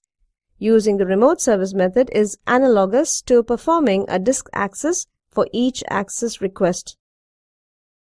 Remote procedure calls (RPCs) are executed via message RPC function, which sends a message and waits for exactly one return message from the sender. In this way, the RPC models a typical subroutine procedure call but can work between systems, hence the term remote. Robustness. A distributed system may suffer from various types of hardware failure. The failure of a link, the failure of a site, and the loss of a message are the most common types. To ensure that the system is robust, we must detect any of these failures, reconfigure the system so that computation can continue, and recover when a site or a link is repaired. We come across the following in robustness: failure detection, reconfiguration, recovery from failure, fault tolerance. Failure detection. In an environment with no shared memory, we are generally unable to differentiate among link failure, site failure, and message loss. We can usually detect only that one of these failures has occurred. Once a failure has been detected, appropriate action must be taken. What action is appropriate depends on the particular application. To detect link and site failure, we use a handshaking procedure. Suppose that sites A and B have a direct physical link between them. At fixed intervals, the sites send each other an "I am up" message. If site A does not receive this message within a predetermined time period, it can assume that site B has failed, that the link between A and B has failed, or that the message from B has been lost. At this point, site A has two choices. It can wait for another time period to receive an "I am up" message from B, or it can send an "Are you up" message to B. If time goes by and site A still has not received an "I am up" message, or if site A has sent an "Are you up" message and has not received a reply, the procedure can be repeated. Again, the only conclusion that Site A can draw safely is that some type of failure has occurred. Site A can try to differentiate between link failure and site failure by sending an "Are you up?" message to B by another route if one exists. If and when B receives this message, it immediately replies positively. This positive reply tells A that B is up and that the failure is in the direct link between them. Since we do not know in advance how long it will take the message to travel from A to B and back, we must use a timeout scheme. At the time A sends the "Are you up?" message, it specifies a time interval during which it is willing to wait for the reply from B. If A receives the reply message within that time interval, then it can safely conclude that B is up. If not, however, that is, if a timeout occurs, then A may conclude only that one or more of the following situations has occurred. Site B is down. The direct link, if one exists, from A to B is down. The alternative path from A to B is down. The message has been lost. Site A cannot, however, determine which of these events has occurred. Reconfiguration. Suppose that Site A has discovered through the mechanism described in the previous section that a failure has occurred. It must then initiate a procedure that will allow the system to reconfigure and to continue its normal mode of operation. If a direct link from A to B has failed, this information must be broadcast to every site in the system so that the various routing tables can be updated accordingly.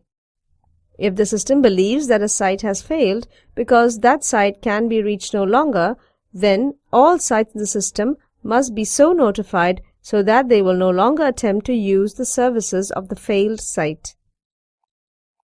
The failure of a site that serves as a central coordinator for some activity, such as deadlock detection, requires the election of a new coordinator. Similarly, if the failed site is part of a logical ring, then a new logical ring must be constructed. Note that if the site has not failed, that is, if it is up but cannot be reached, then we may have the undesirable situation in which two sites serve as the coordinator. When the network is partitioned, the two coordinators, each for its own partition, may initiate conflicting actions.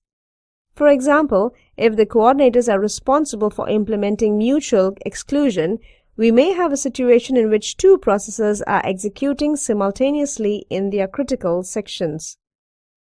Recovery from failure. When a failed link or site is repaired, it must be integrated into the system gracefully and smoothly. Suppose that a link between A and B has failed. When it is repaired, both A and B must be notified. We accomplish this notification by continuously repeating the handshaking procedure. Suppose that B has failed. When it recovers, it must notify all other sites that it is up again. Site B then may have to receive information from the other sites to update its local tables. For example, it may need routing table information, a list of sites that are down, or undelivered messages and mail. If the site has not failed but simply could not be reached, then this information is still required. Fault tolerance. A distributed system must tolerate a certain level of failure and continue to function normally when faced with various types of failures. Making a facility fault tolerant starts at the protocol level, as described above, but continues through all aspects of the system. We use the term fault tolerance in a broad sense. Communication faults, machine failures of all fail stop, where the machine stops before performing an erroneous operation that is visible to other processes, storage device crashes, and decays of storage media should all be tolerated to some extent. A fault tolerance system should continue to function, perhaps in a degraded form, when faced with such failures. The degradation can be in performance, in functionality, or in both. It should be proportional, however, to the failures that caused it. A system that grinds to a halt when only one of its components fails is certainly not fault-tolerant. Unfortunately, fault tolerance can be difficult and expensive to implement. At the network layer, multiple redundant communication paths and network devices such as switches and routers are needed to avoid a communication failure. A storage failure can cause loss of the operating system, applications, or data. Storage units can include redundant hardware components that automatically take over from each other in case of a failure. In addition, RAID systems can ensure continued access to the data even in the event of one or more disk failures. A system failure without redundancy can cause an application or an entire facility to stop operation. The most simple system failure involves a system running only stateless applications. These applications can be restarted without compromising the operation so long as the applications can run on more than one computer node. Operation can continue. Such a facility is commonly known as a compute cluster because it is computation-centric. In contrast, data-centric systems involve running applications that access and modify shared data. As a result, data-centric computing facilities are more difficult to make fault-tolerant. They require failure monitoring software and special infrastructure. For instance, high availability clusters such as Veritas cluster and Sun cluster include 2 or more computers and a set of shared disks. Any given application can be stored on the computers or on the shared disk, but the data must be stored on the shared disk. The running applications node has exclusive access to the application's data on disk.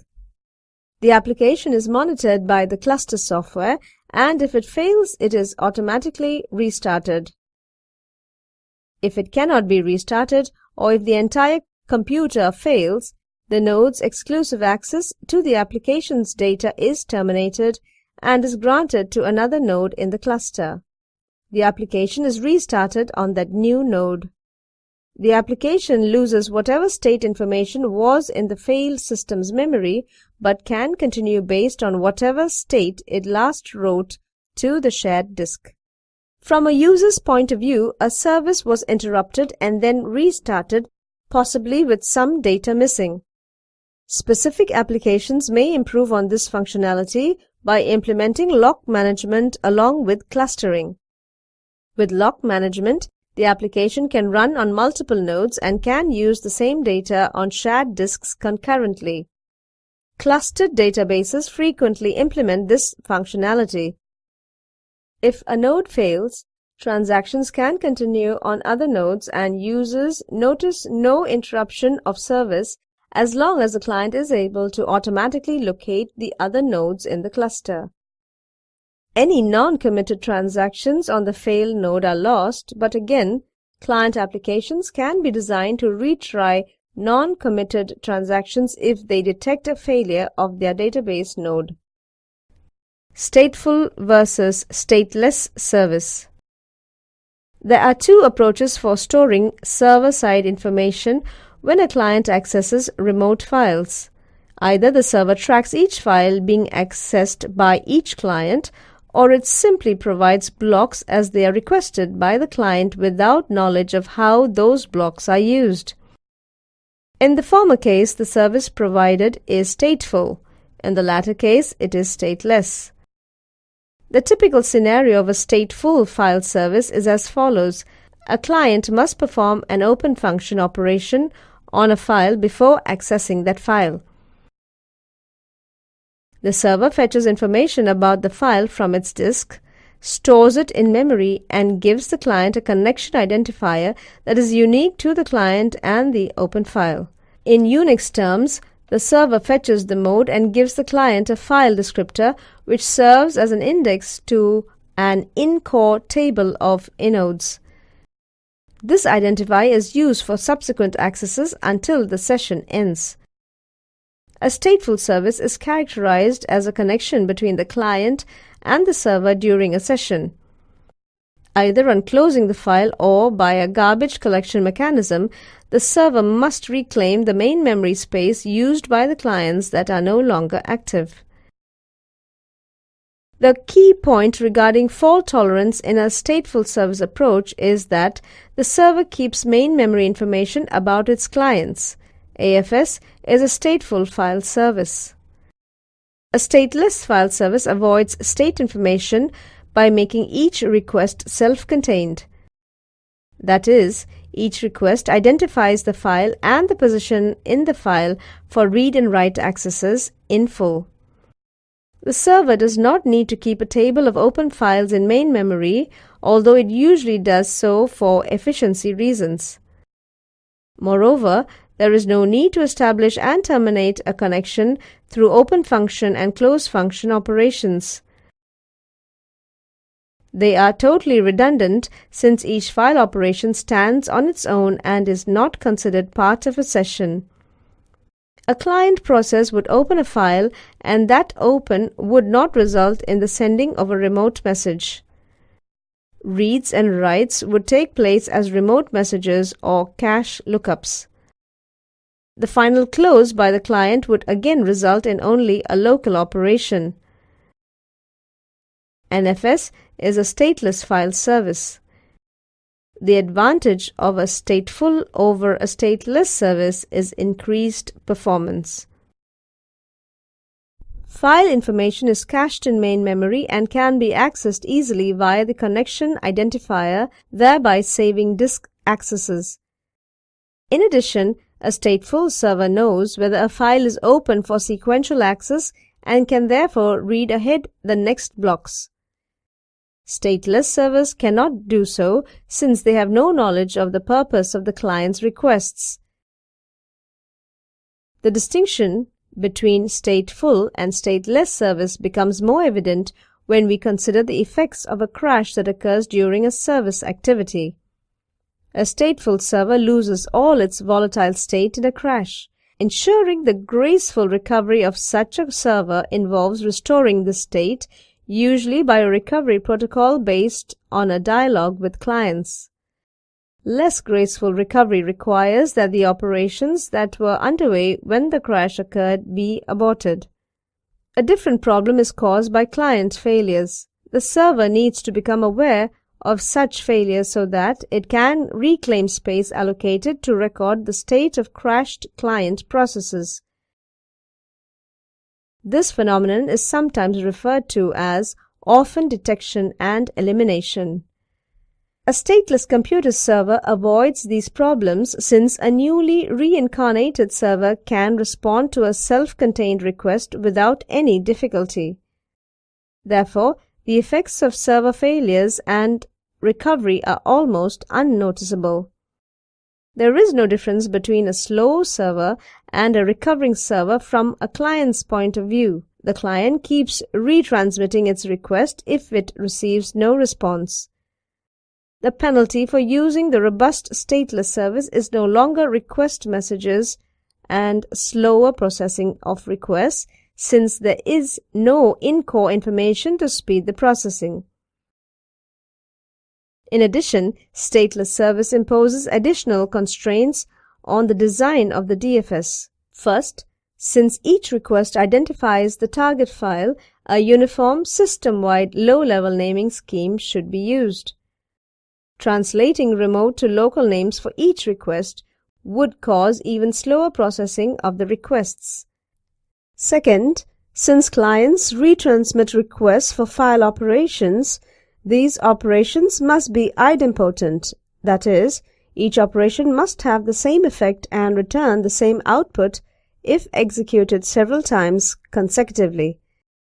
Self-contained read and write accesses are idempotent as long as they use an absolute byte count to indicate the position within the file they access and do not rely on an incremental offset as done in Unix read function and write function system calls. However, we must be careful when implementing destructive operations such as deleting a file to make them idempotent too. In some environments, a stateful service is a necessity. If the server employs the server-initiated method for cache validation, it cannot provide stateless service since it maintains a record of which files are cached by which clients. The way Unix uses the file descriptors and implicit offsets is inherently stateful. Servers must maintain tables to map the file descriptors to inodes and must store the current offset within a file. This requirement is why NFS, which employs a stateless service, does not use file descriptors and does include an explicit offset in every access. Conclusion. In this chapter, we have covered the following in detail: network structures, distributed system structures, distributed file systems, distributed coordination.